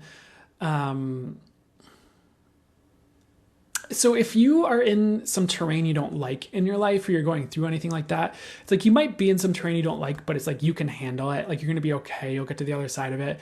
Might not even phase you, honestly. And sometimes we get a message of like, oh, it's a bumpy road ahead or something, like from whether it's from a reading or we pull a card or something, we're like, no. But then we kind of like go through it. And like once we've gone through it, we're like, oh, that wasn't that bad. Kind of like that. Whereas like I almost want to say like the fear of that thing happening is like greater than like what it actually was like when you went through it. Or if like no one had said anything, it would have just been like, okay, let's deal with this. And like, or like maybe it would have sucked, but like it would have been fine. So, I'm not saying this right. As far as like what would be the highest and best thing for me to say here. I feel like you might be going through some type of terrain in your life where it's not like what you'd like, but it's like fine. So just keep trucking is what I'd say. Keep trucking through it. And you'll be more than okay, honestly. Like a truck is meant to built to handle a bump in the road. Like it's meant to have like sometimes there's a crack in the road, sometimes there's a little hill you got to drive over, so you'll be okay. Is kind of what I'm getting. Next, they gave me the word truth. Truth came through a lot for a lot of these different readings today, but they just said that honesty is rising. So I feel like you'll be being like honest with yourself and like honest with people around you. I feel like that is the name of the game. I feel like that will change things for the better. Sometimes we like hold back on speaking our truth or what we perceive of as truth, or like if we're very intuitive, like the truth, because we're afraid of like hurting feelings, or we're afraid of like blowing something up in life, or we're not sure someone's ready. But sometimes just like laying it all out there and like speaking the truth or being honest is like what will allow things to shift for the better. Cause like it could even be about like setting a boundary, like the walrus thing. Like we're intimidated with like someone's tusk, where it's like we're afraid of saying like, oh, when you do this thing, it really makes me feel this way. Can we please approach the situation in a different way in the future? Because you're like afraid of the walrus tusks or something, like, which I feel like there could have been a more dangerous animal, but it's fine that they used for. But it's like, or like you're afraid of blowing up the relationship by being like, hey, when you do this, it really bothers me. Like, is there any way we could do this a different way, or you could do something else in the future, or stop doing this thing? And it's like, maybe there is a blow up, maybe there is a fight, maybe it goes really chill and they're like, oh yeah, I didn't realize that was affecting you that way. Yeah, let's adjust this, depending on where they're at or where they're at with that thing. But if you're honest, and even if there is a blow up, like eventually everything settles in the right ways, where it's like, if you were honest about something that was really bothering you or harming you in some way even, and someone like takes that in a way where they blow up and they don't want anything to do with you, like you probably didn't want that in your life if someone wasn't willing to adjust something that was harmful to you when you were honest with them about it. Because it's like, nah, it's a bit iffy to me. That's kind of speaking to that, not like they are a narcissist, but that maybe narcissistic dynamic or some wounding with them where they can't admit that what they're doing is harmful to you, or they can't have an honest conversation about it without blowing up. That's probably a dynamic you would have wanted shifted anyways. And if they wouldn't have done something to at least meet you in the middle or talk to you about it without being a butt, do you really want that in your life anyways? So even if that does blow up, you're probably getting something better in the long run by getting rid of a situation that's harmful to you in some way or thorny to you in some way. So let's move on to the next thing. They're showing me honey next. They're actually showing me Winnie the Pooh. I don't think I've ever been shown Winnie the Pooh in a reading before, or in a channel thing I've been doing for people. So honey, Winnie the Pooh, what's going on here? Again, like this message seems to be a recurring theme for you today with this reading, but they're showing like with this Winnie the Pooh, it's like, I don't know if he always had trouble with this in the books. I don't remember all the Winnie the Pooh stories. It's been quite a while since I've watched any of the movies or anything like that, as you'd probably imagine. If you're a Winnie the Pooh fan, that's fine. There's nothing wrong with that either. But, and I don't have kids yet, so I haven't read it for kids, but in this scenario, Winnie the Pooh like actually kind of needs to like stand up for himself. It's like in this story, I'm not saying this is even like a real Winnie the Pooh story. It's just the way it's intuitively showing up. Like Winnie the Pooh like has his honey, like he has all this honey for himself, but his friends like keep stealing it for like baking or whatever. And he kind of needs to set a boundary and be like, hey, like y'all need to leave enough honey for me. It's like I either went through this effort to get the honey or whatever. Do you mind like leaving enough for me? So definitely don't let yourself get walked all over is again, like showing up for you in your life. If you feel like you are, or if you feel like there's a situation where you're letting kind of people run amok in your life without a say in like what's happening to you, or your metaphorical stores of honey. So they did give a message about, like, the next thing they showed me was a gorilla. They just said your strength is rising. So I feel like you are stronger and you're becoming stronger. I feel like life has been forcing you to metaphorically lift weights in like could be your emotional strength, even your intuitive strength, or in some way, like just what you're handling. It doesn't mean things are always going to be difficult all of the time. It just could be like life throws a little bit of a challenge your way to prepare you for the future, or so that like when you start your business, you can handle this thing no problem, like a champ, like for example. So I feel like the universe in some ways has been building you, or at least just keeping you from like stagnating, or keeping you from atrophying your emotional intelligence or something like that. I don't feel like I'm saying that perfectly, but if you feel like the universe has been making you stronger, it has been, and it's leading somewhere. It's not just like for no reason, if that makes sense. It's almost like, I don't want to say there's a fight coming up, but you know how like MMA people will probably spend some time in the gym, I think, to get to a certain body type that's going to be most conducive to them, and like strength that's going to be conducive to them, like fight. I don't watch MMA, by the way. I'm not really super into like fights and stuff. But it's cool if you are, but they probably go to the gym and like train and like get stronger and like hone their skills and stuff.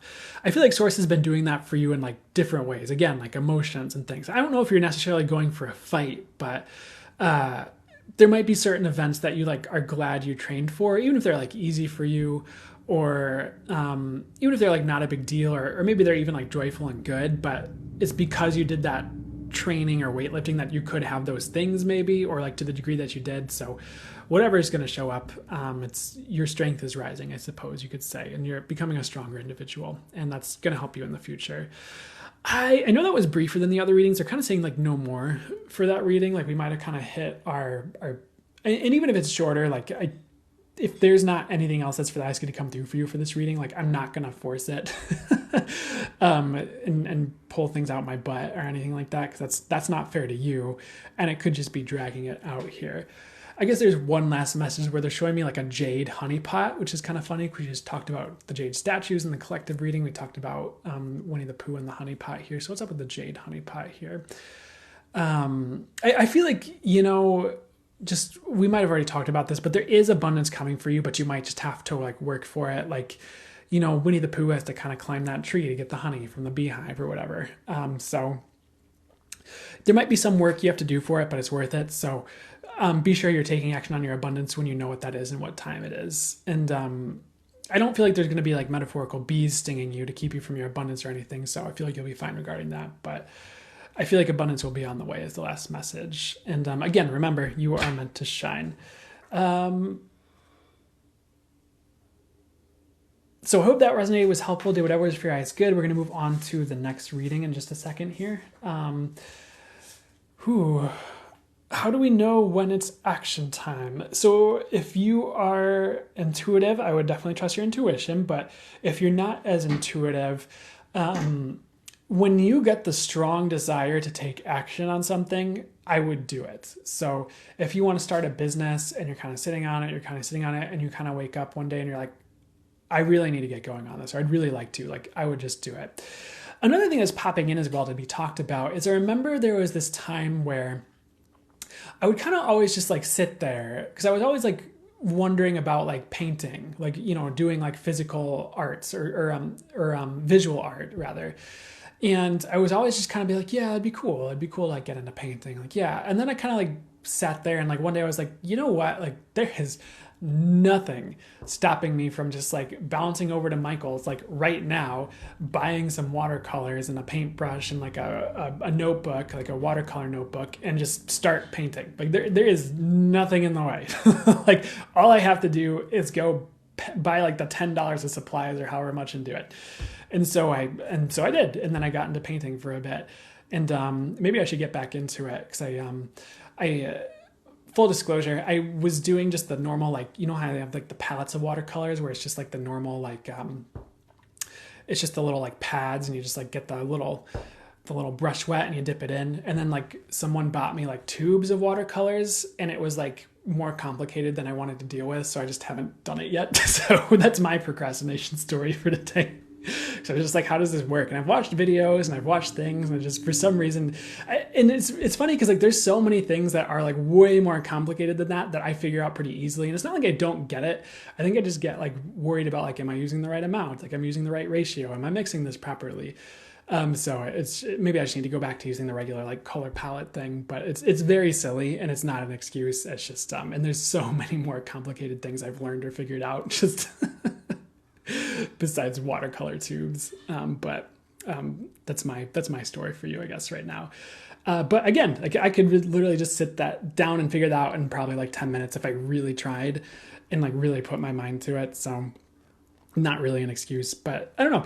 I think sometimes there's things we can take action on right now that we just kind of put it off in this daydream. We're like, wait a second, I could start learning that skill right now. So I don't know. So I don't know if that helps, but that's what I was hearing first and foremost for you. I'm painting right now. I'm painting right now too. I'd love to see, so excited, use the watercolor palette form. Yeah. Oh, for sure.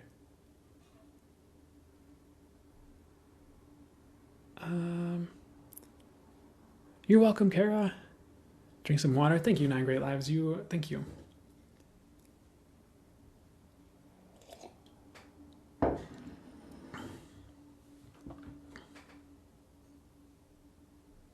The watercolor tubes are annoying. I only use tubes for other paint, but not watercolor. Thanks, Dana. That's what that's how I felt about it. But I also feel bad because someone else like went through the whole trouble to like get like these really vibrant and like good watercolor paint tubes for me. So maybe I'll find a better way to use them, or maybe I think I can just dump them out in like the slats, right? And then I can just use them like a dry watercolor and just like wet the paintbrush after they dry and use it that way. So maybe I'll just do that and work around it that way.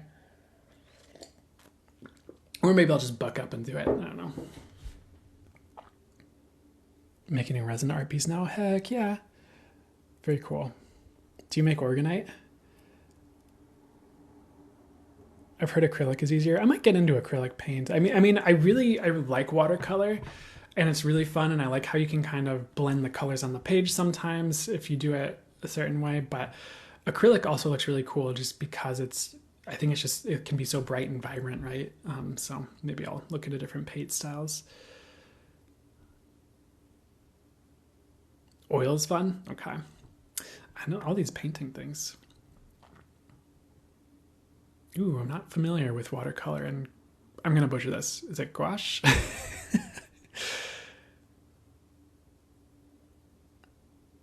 Okay. You're welcome, user 8345. I'll just say, you're welcome. Thank you. Paint some little happy trees, folks. Love it.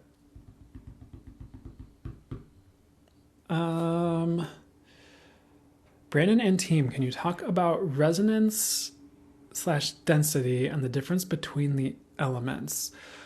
On a human level, I'm not 100% sure what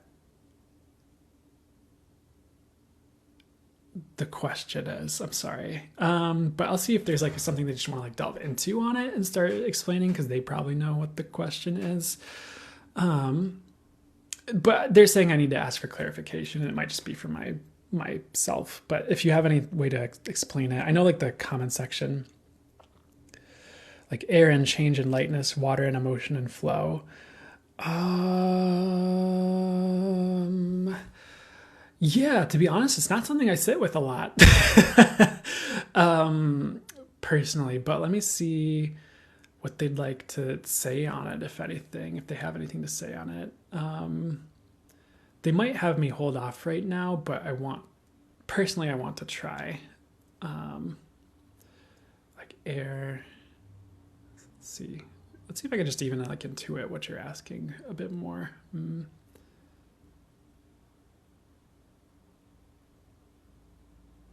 This might not be what you're asking about when you talk about like resonance and density.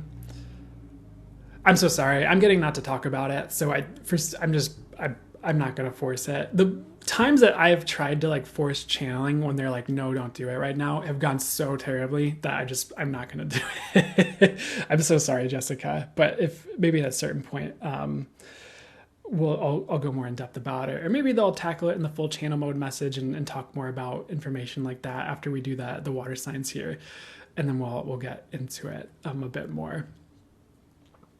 I'm a watercolor artist and just popped in when you spoke about painting. I've been working too much. Oh, that's super cool and synchronistic. I love that.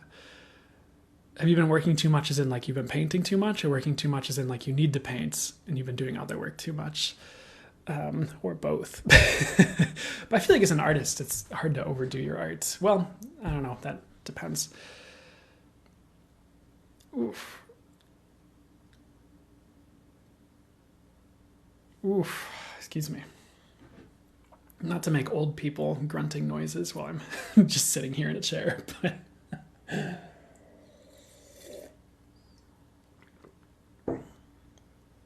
oh, interesting. Birthing a new me, linking to a dream, seeing a pregnant lady in orange salmon eggs. Totally. That's super interesting. Old, what nerve? I'm sorry. I'm sorry, China Moon Girl.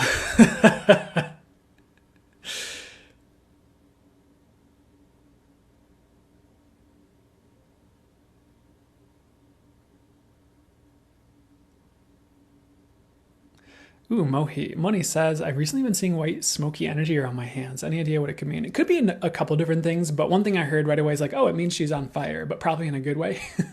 But there could also be more meanings that are coming in for you regarding that, besides just that. Like it could be like an energy healing thing, or something you're awakening. So, but it definitely means something. It's a very cool sign. It's very positive as well.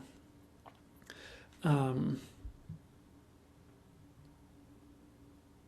up the paints. Yeah. We're going to do a paint and sip live.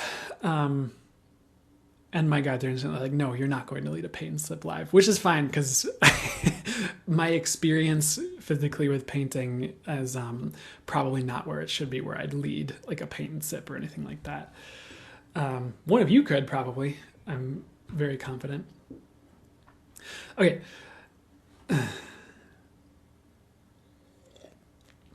That would be super, super fun. But I feel like one of y'all should do it. I don't think I'm the right one to lead that right now, as far as what I'm getting right now. At least as I'm at Zoom time. Heck yeah. Okay, so we're gonna do the water signs reading because they're saying it's time. So, so if you have a water sign, sun, moon, or rising, it's for you when you see it. And I've got, actually, for the water signs, I don't have anything that came through ahead of time. So we're just going to flow with what's coming through in the moment and bring through the channel messages I'm getting for you. Excuse me. Sorry about that. As we go through this. So let's see what would be highest message come through for, excuse me, right now for you whenever you're seeing it. And again, it's water. If you're a water sign, sun, moon, or rising. So it's funny because like as I sat down and started going through the spiel, like they did show me, like I was talking about like water, and I was talking about like flowing with the messages coming through. They showed like a water, it was almost like a watercolor thing, like a vase full of different like watercolor paints, and it like spilled over, and like this like flow of like watercolors like spilled out and like flowed out. It was really interesting. But I feel like that might be the first message here. There's also construction vehicles showing up and an eagle, so we'll get to a waterfall. We'll get to all this. First thing with the watercolor, I actually feel like, I know it's funny because we just had a whole conversation about paints and painting earlier in the live. And if you're watching on YouTube and you just click the timestamp, you probably missed that. But I guess you could go back and rewind and watch that if you wanted to, but you can't see the chat, so it might not be as entertaining, but or maybe it will be, I don't know.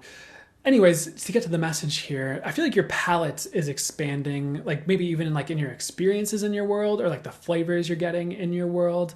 It's kind of like if someone like all they ate was like Kentucky Fried Chicken and they only went to one restaurant, but then they realized like Mediterranean food existed, and they like their palate expanded in like really big ways, and they're like and then they realized seafood existed. I don't know.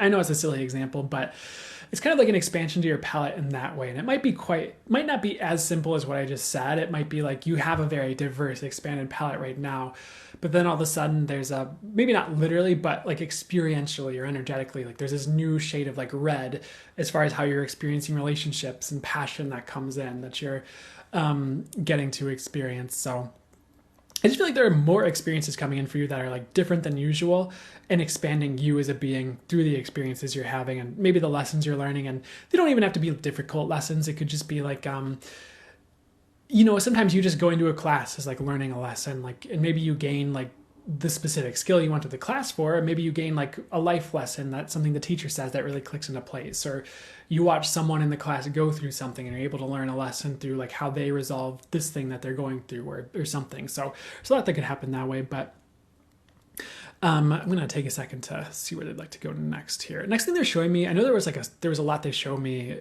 at the beginning as well, like the eagle and all that and the construction vehicles. We'll get to that in a second because they're showing me wine next, which is funny because we also just talked about paint and sips, but let's up with the wine here. Give me 1 second.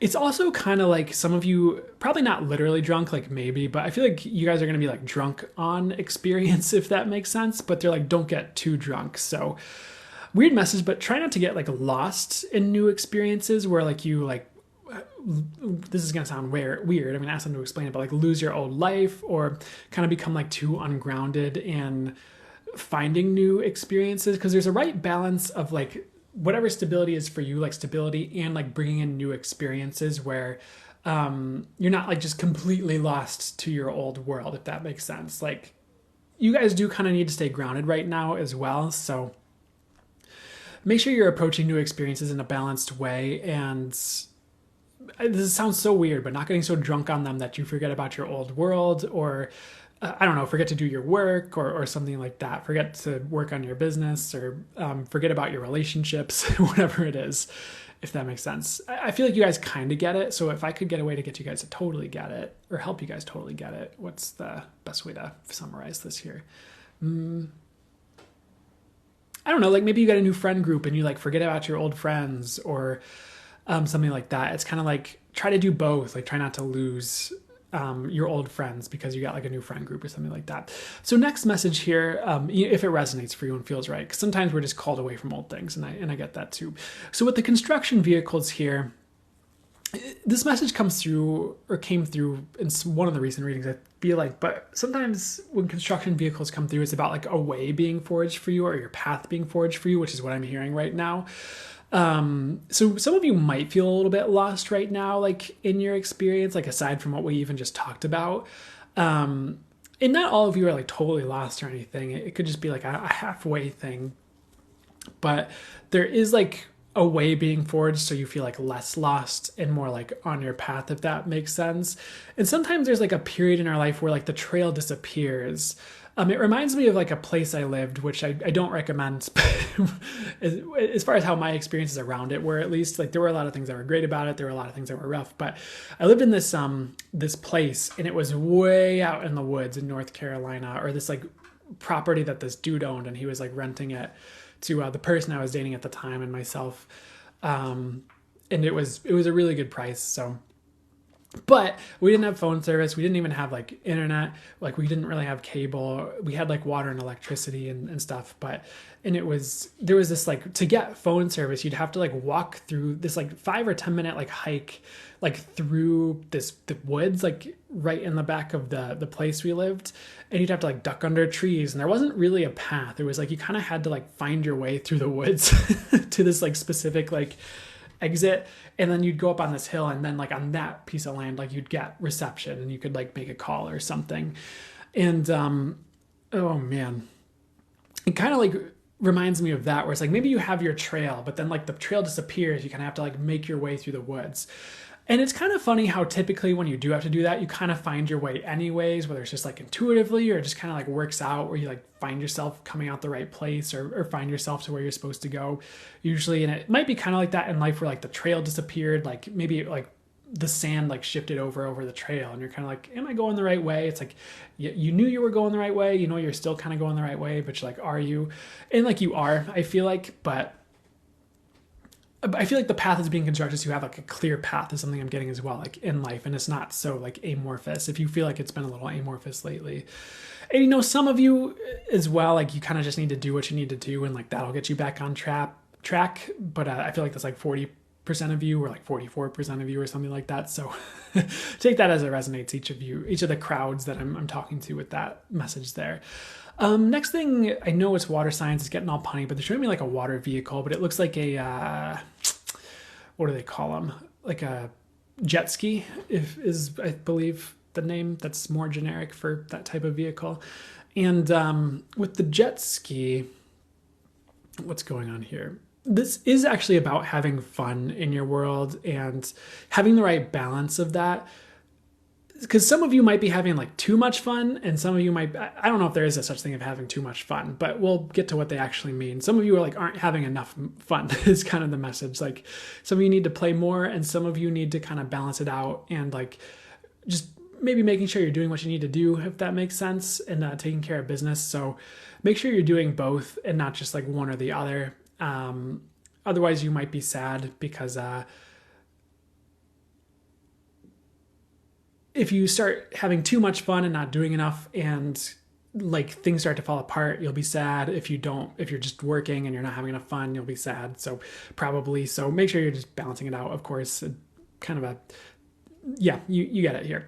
Next, they're switching it up to a pontoon boat though. And I know we still have to get to the eagle and that as well. So give me 1 second here. But with the pontoon boat here, I do feel like some of you like need a vacation. This has come through some of the readings recently.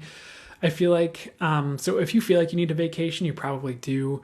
I would try to take a week off or something. Like it would be rejuvenating. And sometimes it surprises us how much like we need that. Like after it's done, like we didn't realize like we needed that break. Even if you don't feel like you're doing a lot or as much as you think would warrant needing a vacation, like sometimes that break like gives us revelations or gives us new perspectives, or we just need to get away from something for a second and like get more perspective on it or whatever. You just need a break. And if you feel like you need one, I definitely would take one, because, pontoon boats are usually what people take out on like little boat, like cruises or vacations or something, I think. So with the eagle that was showing up earlier, they don't want to get to it next. So, okay, we're going to go to what they'd like to go to next here. There's more with the pontoon boat here, because, pontoon boats usually like they don't go very fast. I mean, of course you could put like a huge motor on the back of it and make it fly through the water probably, but I don't know how safe that is for that type of boat. But anyways, usually you just kind of like float and cruise, to my understanding. And so what's the message? I kind of feel like some of you like need to float a little bit more. I know like I'm all about talking about taking action and all that and doing things.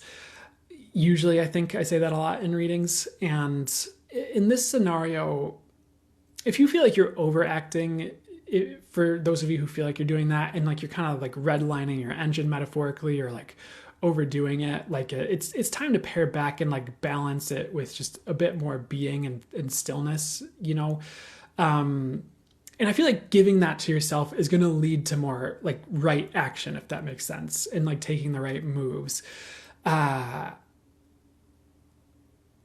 Because if you're like, to use the boat analogy more, if you just have a motor running and it's just heading in one direction and there's no checking, like, am I steering this boat correctly? Am I going to the right, ways? Eventually it just runs up on land or goes over a waterfall or whatever, probably.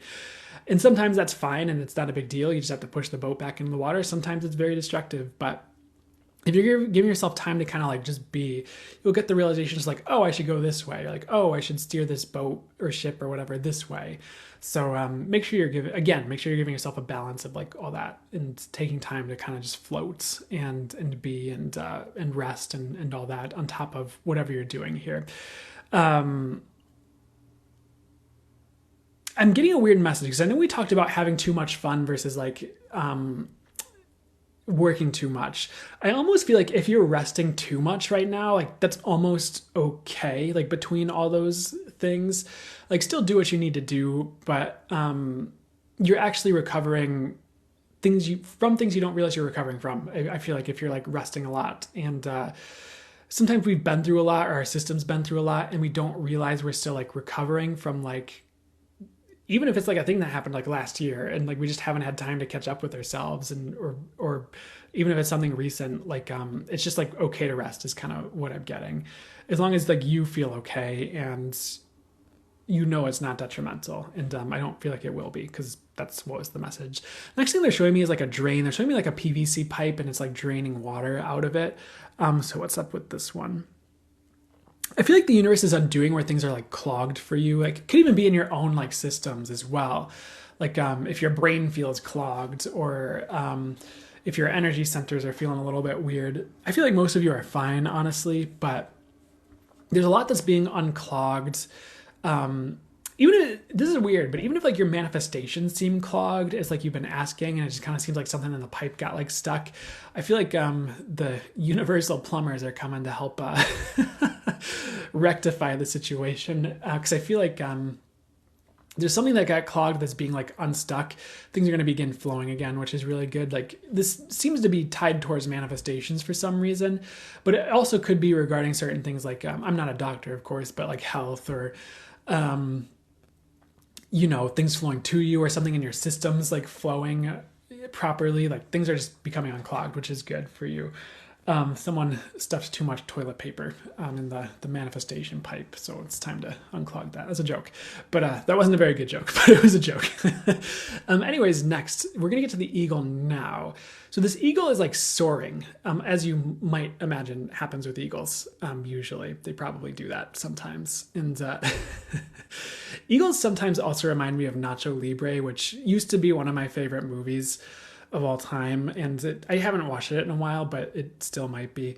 I'm not sure, which may or may not be surprising to you, but because there's the whole like part of the movie where he tries to get the eagle powers. If you've seen it, you know what I'm talking about. And anyways, coming back to the eagle here, you guys are definitely, seems like a common theme, like something along this vein today. Like you guys are meant to soar. You're not meant to have your wings clipped. You're not meant to be like a pet eagle kept in a cage in a zoo, just sitting there eating like bird kibble or whatever eagles eat. Actually, eagles eat prey, so never mind. But then you're definitely not meant to eat bird kibble. Bird kibble, TM. But it's my new business. Don't tell anybody.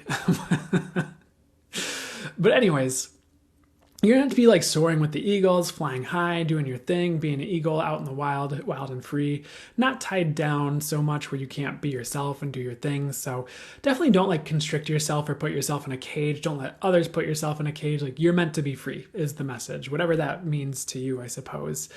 You're not meant to be like stuck being hand fed like bird kibble. Again, I'm going to beat bird kibble onto the ground as a joke because I love it.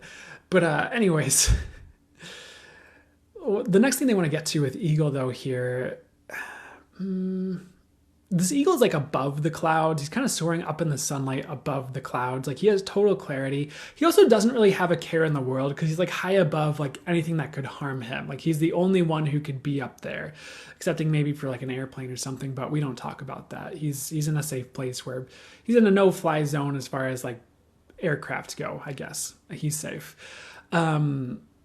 I kind of feel like you're meant to be doing that. Like, what does that even mean? It could be like,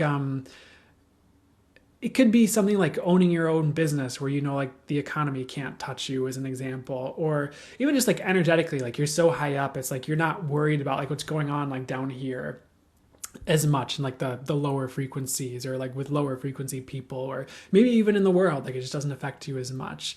Like you're kind of meant to be like wild and free in your own zone, and not like, the eagle's not really meant to be there for other people's amusement. Does that make sense? So don't tie yourself down because you think that's what you're supposed to do, either like societally or whatever, when you know you're meant to be wild and free and like in your own zone and flying free and all that stuff. So I feel like I'm, yeah. Anyways, so let's go. The other thing with the eagle is it does have like really sharp like talons and like a beak. It can really like do some damage to like, you know, a rodent or whatever it eats, or maybe even other birds if it got into a territorial dispute or something like that. Make sure you're only using your claws when it's necessary. Like you don't need to like tear someone a new one every time they like do something that's uncomfortable to you or do something wrong. Not that you all do that, of course, but like it's okay to like be gentle as you set boundaries, or be kind as you set boundaries. If the claws need to come out, the claws need to come out, you know, of course. But whoever needs to hear this, you don't always need to be like tearing someone a new one whenever like they do something wrong. Like there's other ways to like coach people or help them where they're not as afraid of you, I guess, if that makes sense. Like the eagle's meant to have its sharp beak and talons. It's like its tools for the eagle's like benefit, but how the eagle chooses to use it is everything. So make sure you're using your tools properly is what I'd say, especially where like, you know, you could hurt someone, or you know, you could do some damage. Like you don't always have to resort to that right away. Kind of like a cat. Like a cat doesn't always have to like bring out its claws and like scratch its owner if it wants food. Like it can like meow. It can kind of like jump on the owner. It can do other things to like let it be known like something needs to change in the situation, without like literally like harming the person, biting the hand that feeds, you know. So I don't know if you need to hear that, but that's a message. Well, it came through for a reason, so someone did. So let's move on to the next thing. They're showing me like a new leaf or like a twig. They're also showing me like a type of leaf that's like used in cooking. But I think it's actually like, okay. So what's the message here? Give me 1 second. So sometimes like your abundance doesn't come all at once. It like comes in like parts or in like pieces. And like when you maybe you like put it together and it's there, or like it all kind of adds up to be your abundance like over time. So maybe you ask for a romantic relationship and you get this like friend and you're like, that's not what I wanted. And that's fair. I understand. But maybe that friend is, and I don't mean to put pressure on any of your relationships that you have going on or anything like that, but maybe that friend is eventually supposed to become a romantic relationship. It's like the part that adds into that. Or maybe that's a friend that introduces you to someone that becomes your like, you know, your next partner or something like that. And it's like, here's the part that like once the new things are added to it, it becomes the thing you ask for, the abundance you're looking for. Or maybe like you want to make $1 million and the universe is like, okay, well, here's this like $10,000 surprise. Here's this business idea you can start. And if you do that, and, you know, we'll work with you on this and you can make some money that way. And then here's some things you can invest in if you feel drawn to study that. And like, you know, we'll kind of add these pieces together to get you that like $1 million or whatever. So sometimes it's like your abundance comes over time through the things that are showing up. And like, it might be disheartening if like you asked for, I don't know, who would ask for a spaceship? Maybe you asked for a spaceship and the universe gives you like a thruster part and like a rocket science, like schematic. And you're like, no, I'm not asked for it. But it's like the road to it, if that makes sense. So I'm trying not to get disheartened if you feel like that's happening to you regarding your manifestations. Sure, it can come in all at once. And I'm sure it will for you as well, like now or in the future. But regarding some sort of thing, regarding your abundance, like it could be showing up in parts. So don't get disheartened just because it's not all in one piece when it shows up. Because I don't know, it'd be a lot to have Amazon or, well, I know like Amazon's not a company we all want to buy from. And I know we're trying to be discerning in who we buy from more typically if possible, but, or probably a lot of you are, I'd imagine with this crowd, but you know, so if you buy furniture, it doesn't always like come assembled. Like you have to get the parts to put it together so that so you didn't have to spend $10 million on shipping, you know?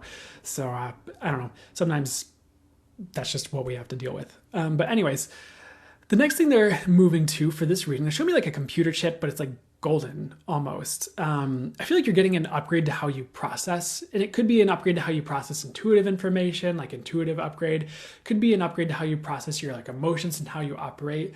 And there's like a lot, I almost wanted to go in like a whole different direction with it, but the direction they'd like to go with it is, I feel like there's a lot that's upgrading that you don't even think can upgrade, like parts of you as like a human being or parts of how you like operate in the world.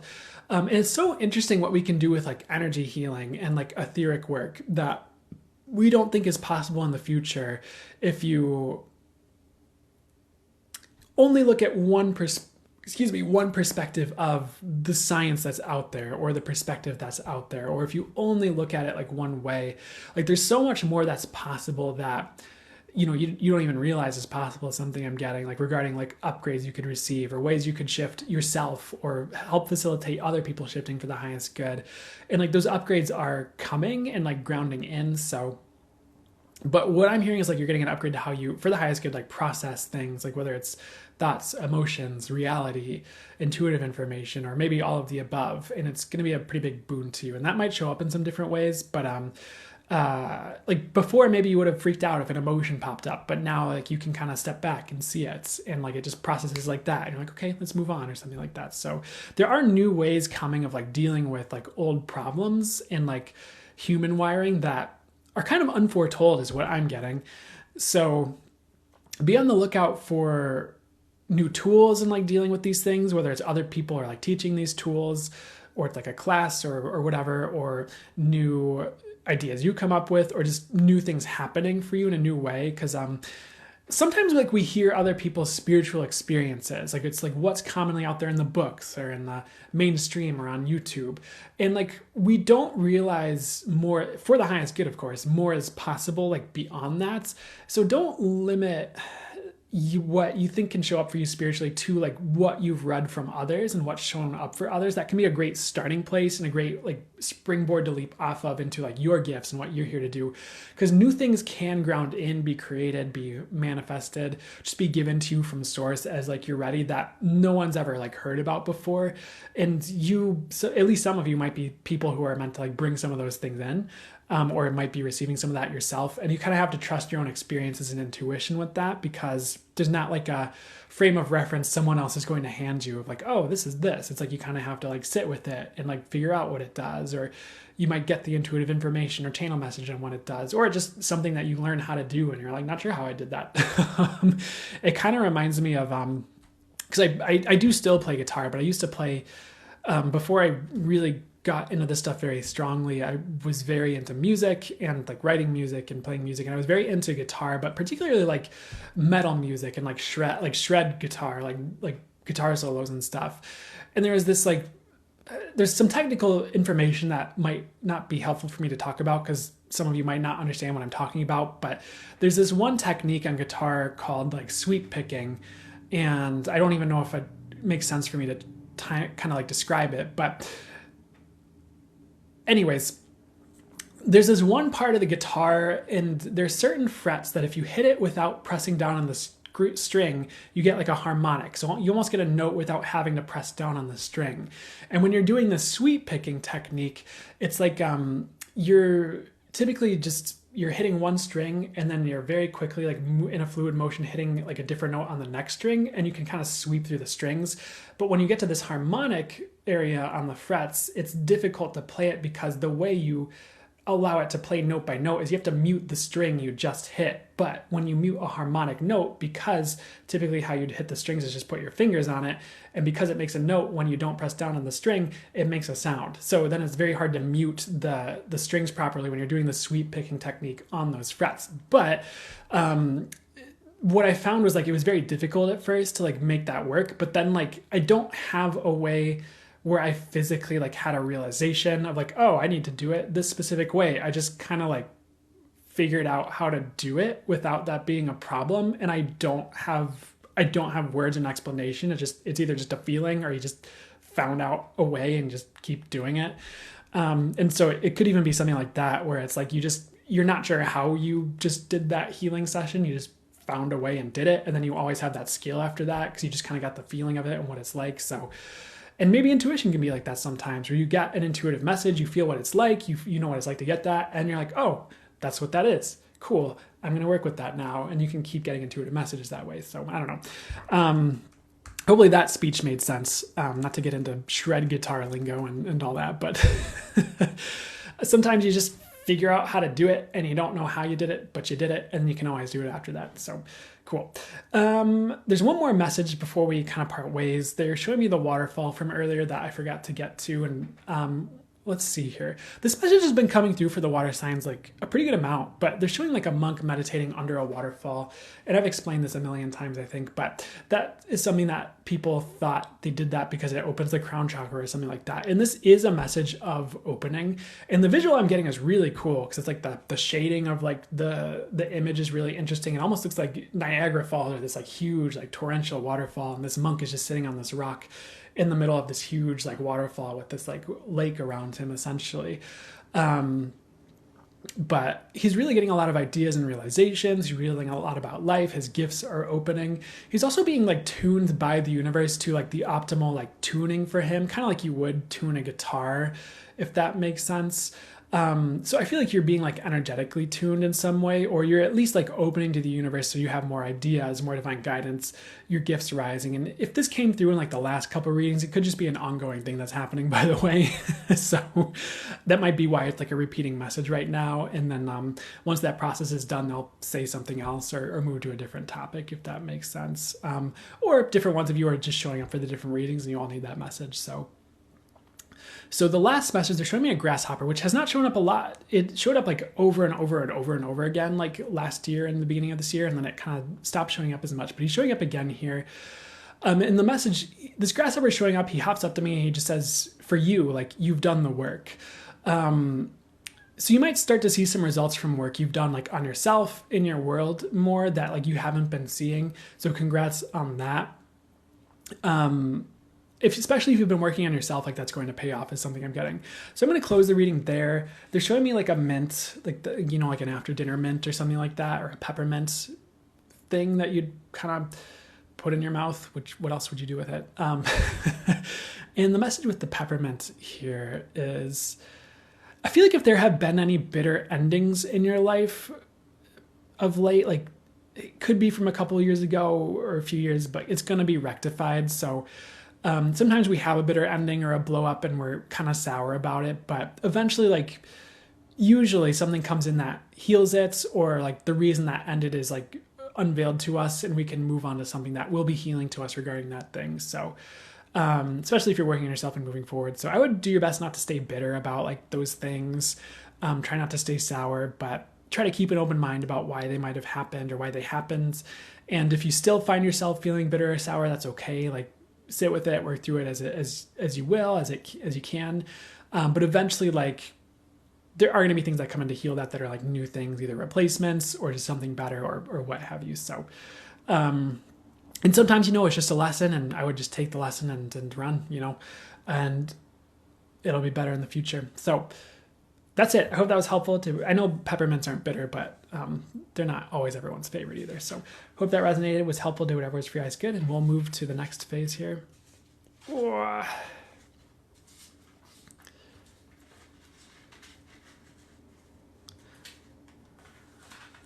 You're welcome. Yeah, you're welcome, guys. Yeah, I did stop doing private readings. I just need to move my business to something else. I'm sorry. Well, I guess I don't need to apologize. That was great. Awesome. Glad to hear it. Thank you, Jessica. Thank you. You're welcome, Anne. Thank you, Anna. You're welcome, Rain. You're welcome, Brett. You're welcome, 9 Lives, and change username later, which is great. Don't be sorry. Yeah, thank you, Jessica. No worries, China. No worries at all. I totally understand. Because I did used to. So you're welcome, Cowtippa. Thanks for letting me know.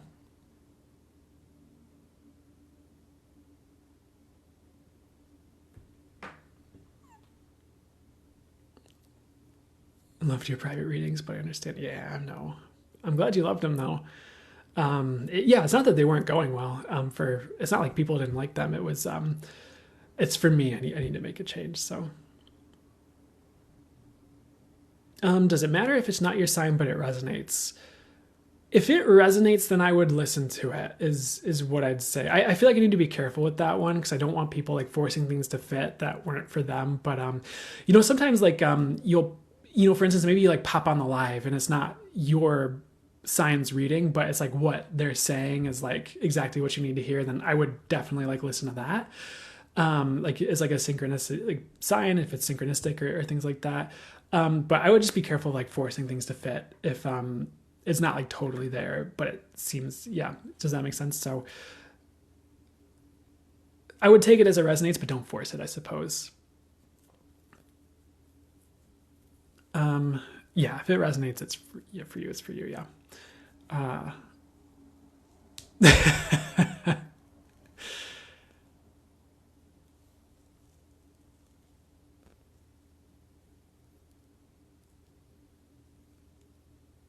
Yeah, I'll check out during water signs, but sometimes hear a line that perks my ears up. Yeah, totally. Upgrade about processing emotion resonates for me. Thank you. You're welcome. Bird kibble and shark hands. I know, we got a whole... I forgot. Thanks for reminding me about the bird kibble. I completely forgot about it the second we moved on from it. Bird kibble. I think it's funnier because like that's probably like the worst thing a bird could eat is like a bunch of kibble. Like probably. I could be wrong. Do you incorporate human design into your readings? Nope. I'm very unfamiliar with human design. All I know is I looked it up and I'm a generator and that's all I remember. And I'm a generator and whatever else is going on, I guess. But yeah, I typically, like if a message comes through, like for someone to check out human design, I'll be like, I'm hearing that it would be good for you to check that out. Or if a message comes through like about a major astrological event I'm aware of, I'll talk about that. But I'm not super, I don't usually incorporate that in my readings is the fast answer. Boop, boop, boop. So we're going to do a full channel mode message next in a second. I'm going to hang out for a second, but most of you who are familiar with the lives know what's coming, probably. I feel like we're making good time today. It's been about 3 hours, so.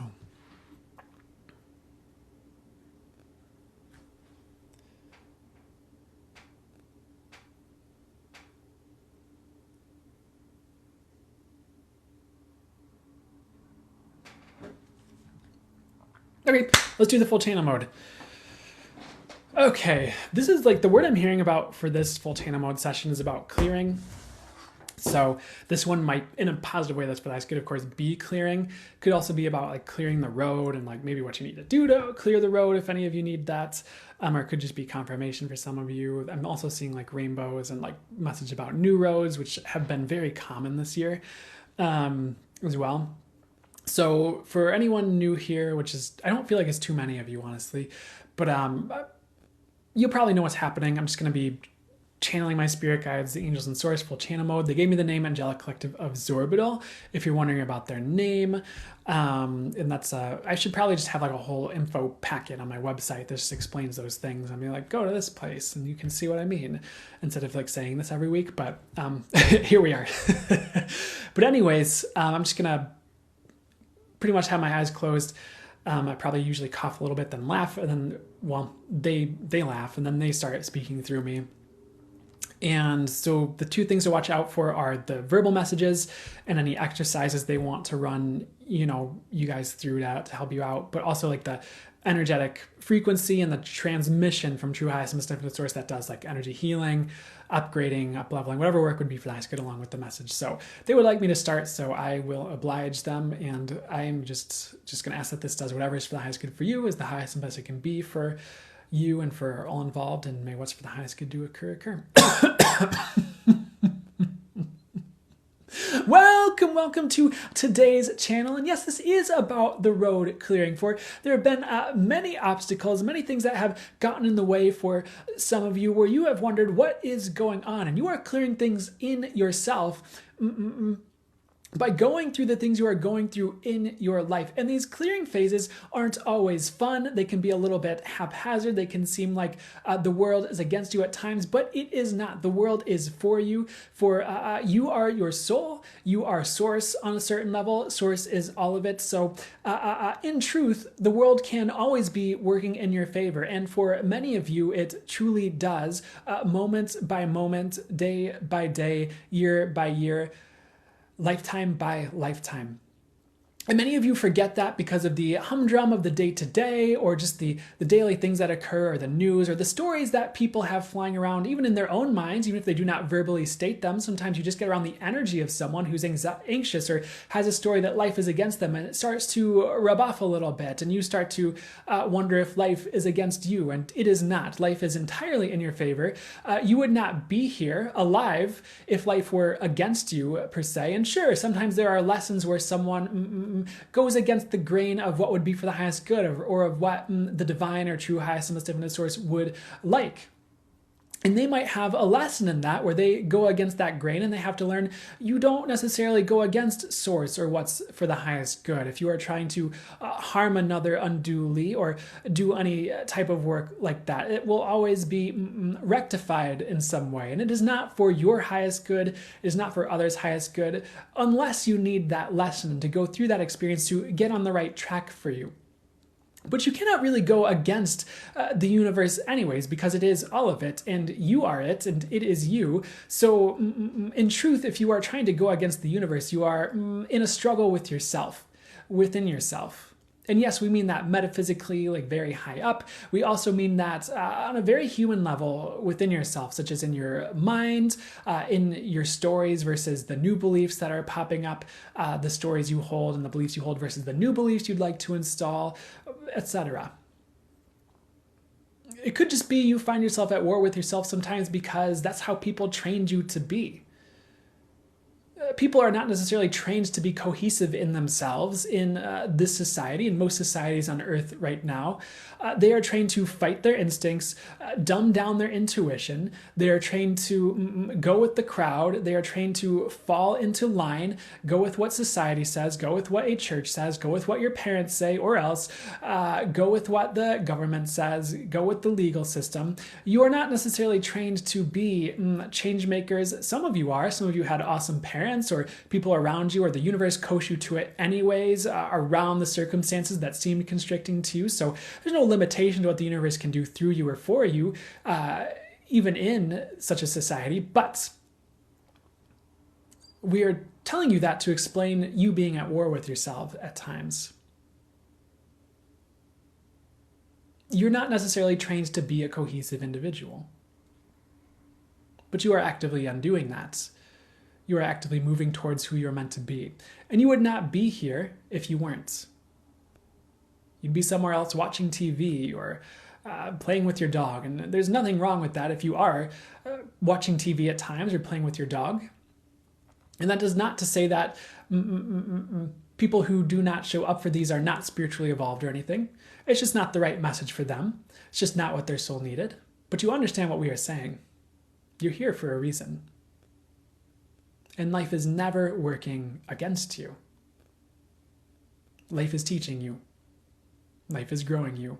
You're becoming who you are meant to be. So what's this about the road clearing or opening? Why are we talking about all of this in lieu of that topic, which we laid out at the beginning? Because you have become the people who have done the work or are doing the work for the road to open.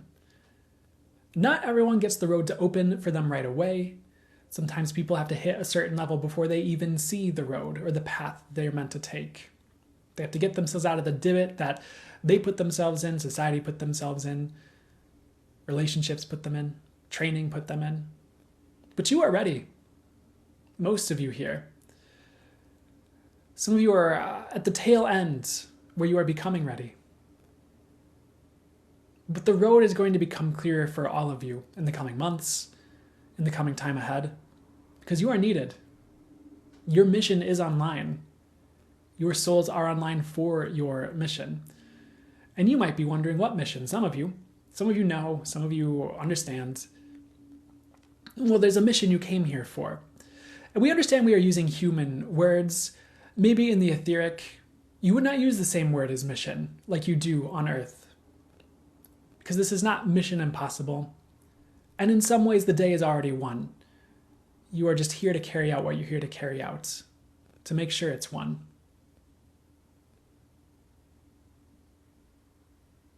You're just doing the ceremony after the proper thing has already been done, energetically, or on some level. So can you take the stress off of yourself about your mission?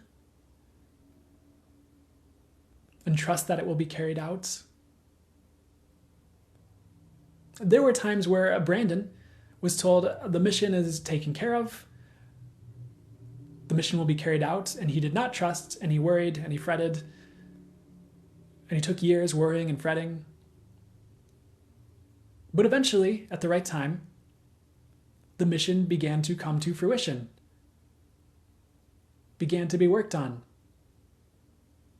The things that were foretold began to happen.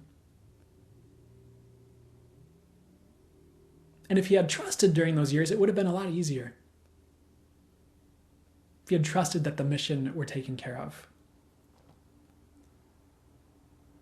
A lot of this path's opening message is because the mission, it's time for it to be carried out for each of you. Or is soon, in the physical.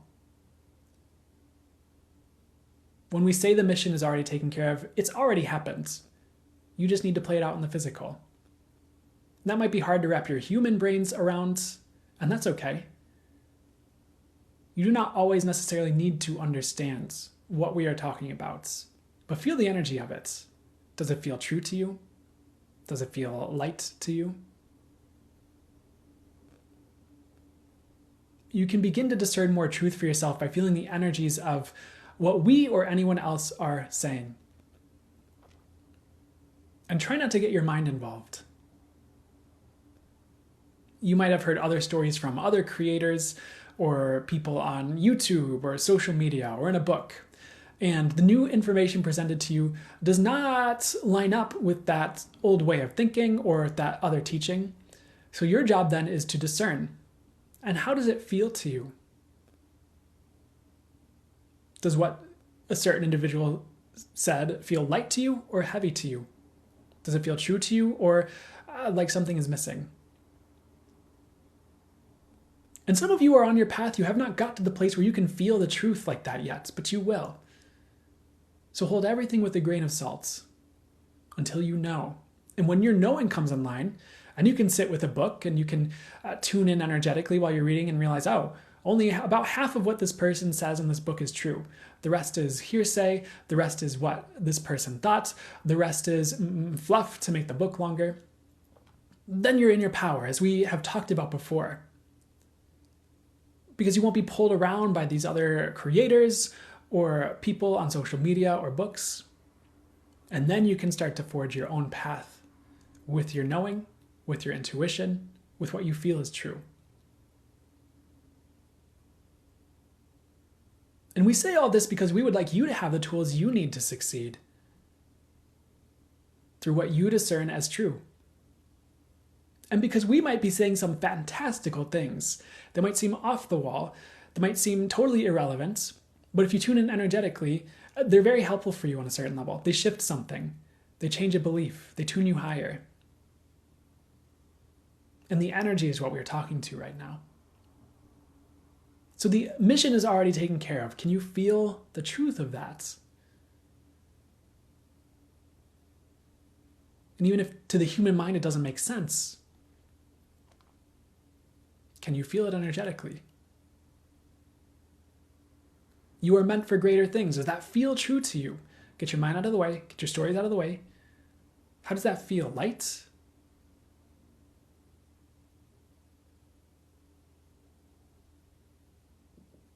So your roads are opening and you do not need to worry about the mission.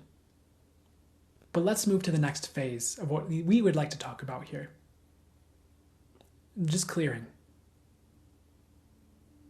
Let's do an exercise. This will be brief, mostly. You can just get into a meditative state if you are not already. And you can treat these as a meditation, these channels. They are akin to energy healing sessions in some ways, or meditations, just with energetic oomph and messages from spirit. But go ahead and just visualize yourself standing in a clearing, or you could be seated. Visualize yourself meditating in this clearing. It can look like anything, a field, a forest, your home. Whatever shows up is perfect. Trust your intuitive visuals regarding what you're shown. And see yourself as, and this will only help you, clear. Your skin is clear. Your organs are clear. Clear like a crystal. Now visualize your fields around you. See them around you in the visual. And see those as clear, literally clear. Like a glass of water. A glass of water without your electrolyte pouches.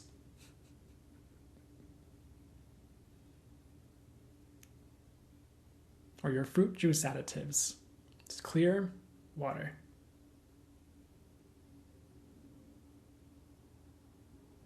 Now see the room you are in your intuitive visuals, the space, and see that as clear.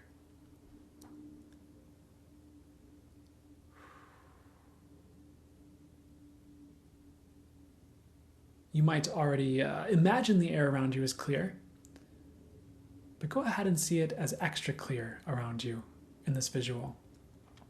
And you're not sucking the oxygen out of it or anything detrimental, just clearing the air. Ha!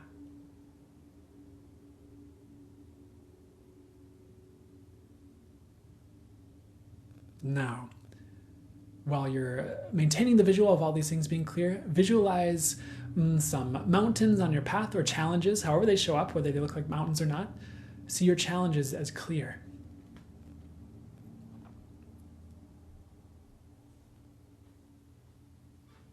See the path that you're walking on, or would walk on if you were to move forward in this visual, as clear. See your path in general as clear. And lastly, see your relationships as clear. You can see them clearly. You can see through them. You can see what's good for you. You can see what needs to be changed, at least energetically. Everything's clear. And what you're doing with this exercise, one, you are clearing energetically, but you're also clearing the road. You're clearing everything in your way. And we know it seems like a metaphor or a pun, because you are literally seeing these things as crystal clear. But it is the intention that matters. And the intention held by us, and by you, and by your souls, is clearing your path, clearing your world for the highest good, so you can see clearly, so you can move forward clearly, so you have clearness. And from a place of clearness, you can create. It is much easier to create typically on a clear canvas than one that has been muddied, painted over, has blotches and coffee stains on it. So we are also clearing the space for you to create. And you will not lose anything through this exercise that you needed. You will not lose anything that would be detrimental for you to lose. So go ahead and just visualize the room that you are in physically as clear as well. And you can keep your eyes closed, keep it as a visualization. Your home is clear. Your job or work is clear.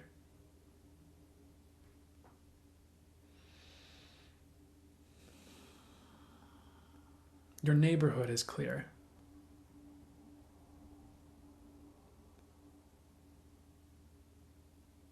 And we will stop it there because that will be enough to have the result we are looking for with this exercise. A bit more clarity on the path, clearing for you, clearing of your path, and allowing you to move forward. So are you ready? Are you ready for the energetic shifts that will occur as you move forward? Are you ready for the world shifting as you move forward? And do not forget you have an impact on this world. Many of you think you are bystanders, but you actively interact with the world every day. And a disempowered place would be you believing you don't have an impact or can't, but you can. And even just one person shifted is the world changed.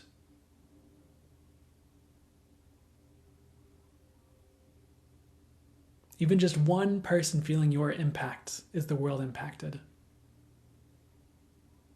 So try not to beat up on yourself if it's not as big as you would like yet. You will get there if you're meant to. And you will know if you're meant to.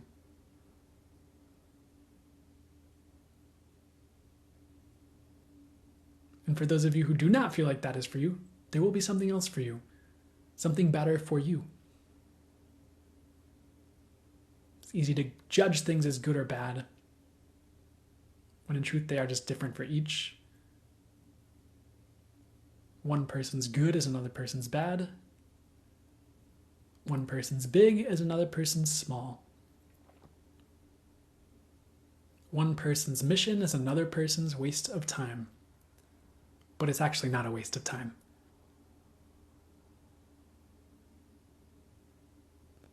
You understand what we're saying, though. You might not want to waste your time on someone else's mission when you have your own path for you. Right ahead. So we will leave you there.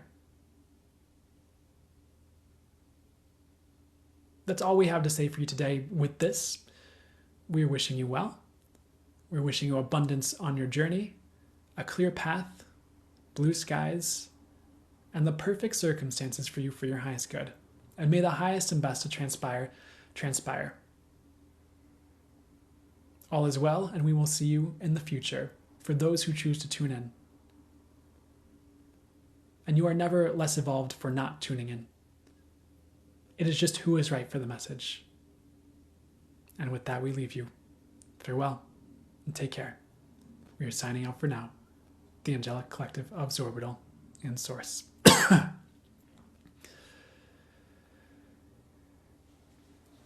Whew, you're welcome.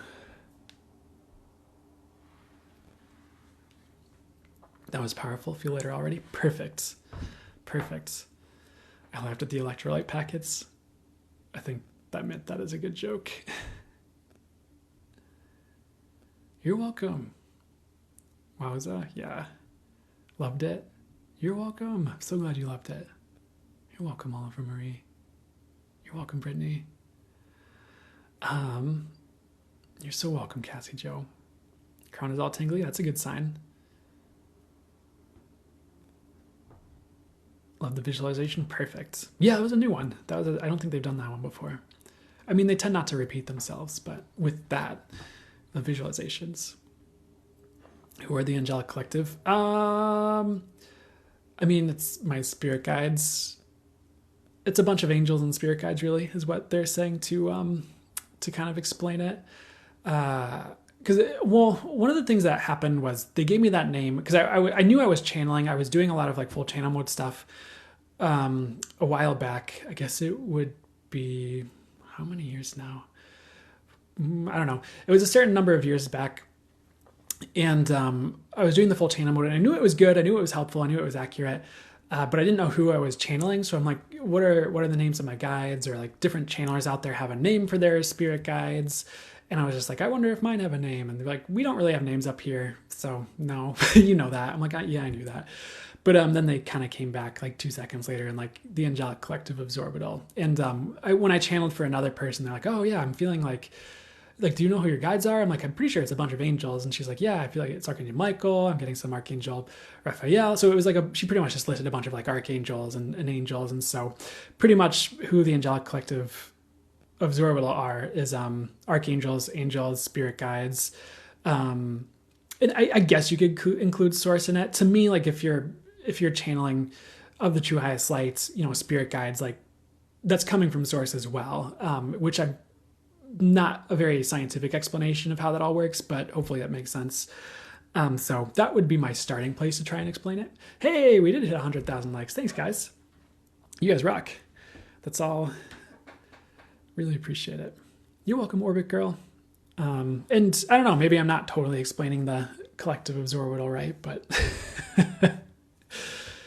that's what I got, I guess.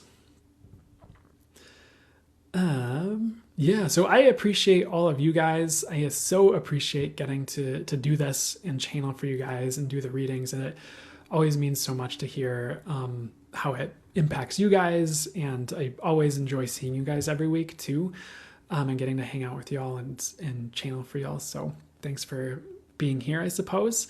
And I'm always wishing you just get the highest and best. That would be for the highest good from it, of course. These lives are something I look forward to every week. Thank you, Brandon. You're welcome. That means so much. So glad you were here today. Thanks, 9 Great Lives. That means a lot. You have a beautiful day too, Rain. So as far as like things I have going on,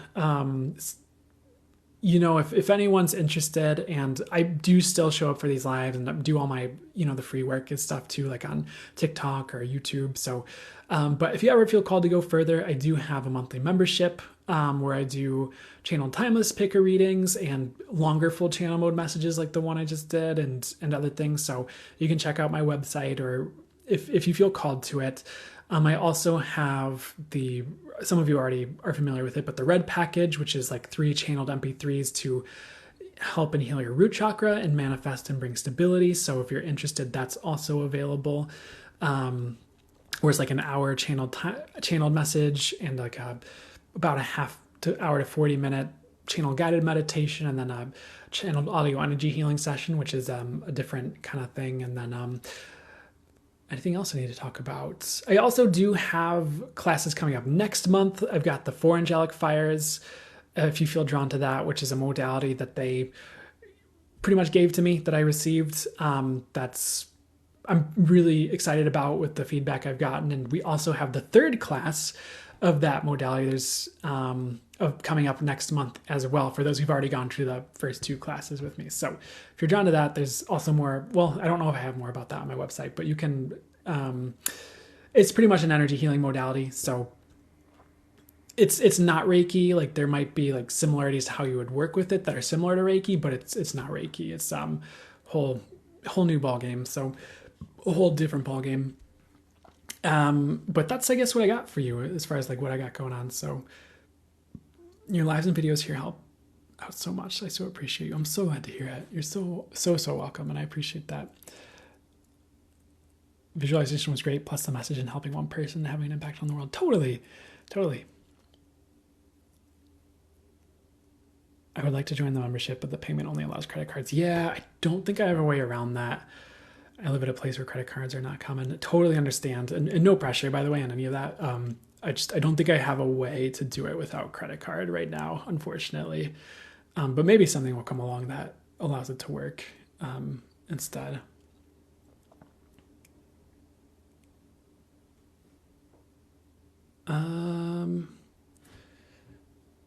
Is there a beginners? Oop, did I miss is there a beginners? You're welcome, Jessica. Thank you, Michelle. I appreciate that. I'm scrolling back a little bit.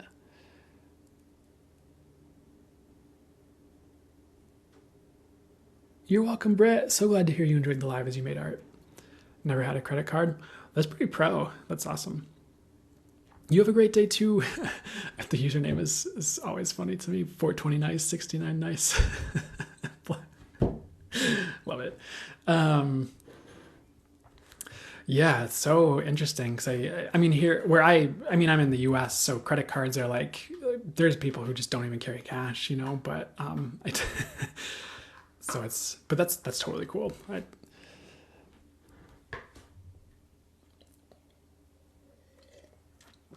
Okay, well, they're telling me to get going, guys, so they said I did my part. So I love you guys. I appreciate getting to do this. You guys rock.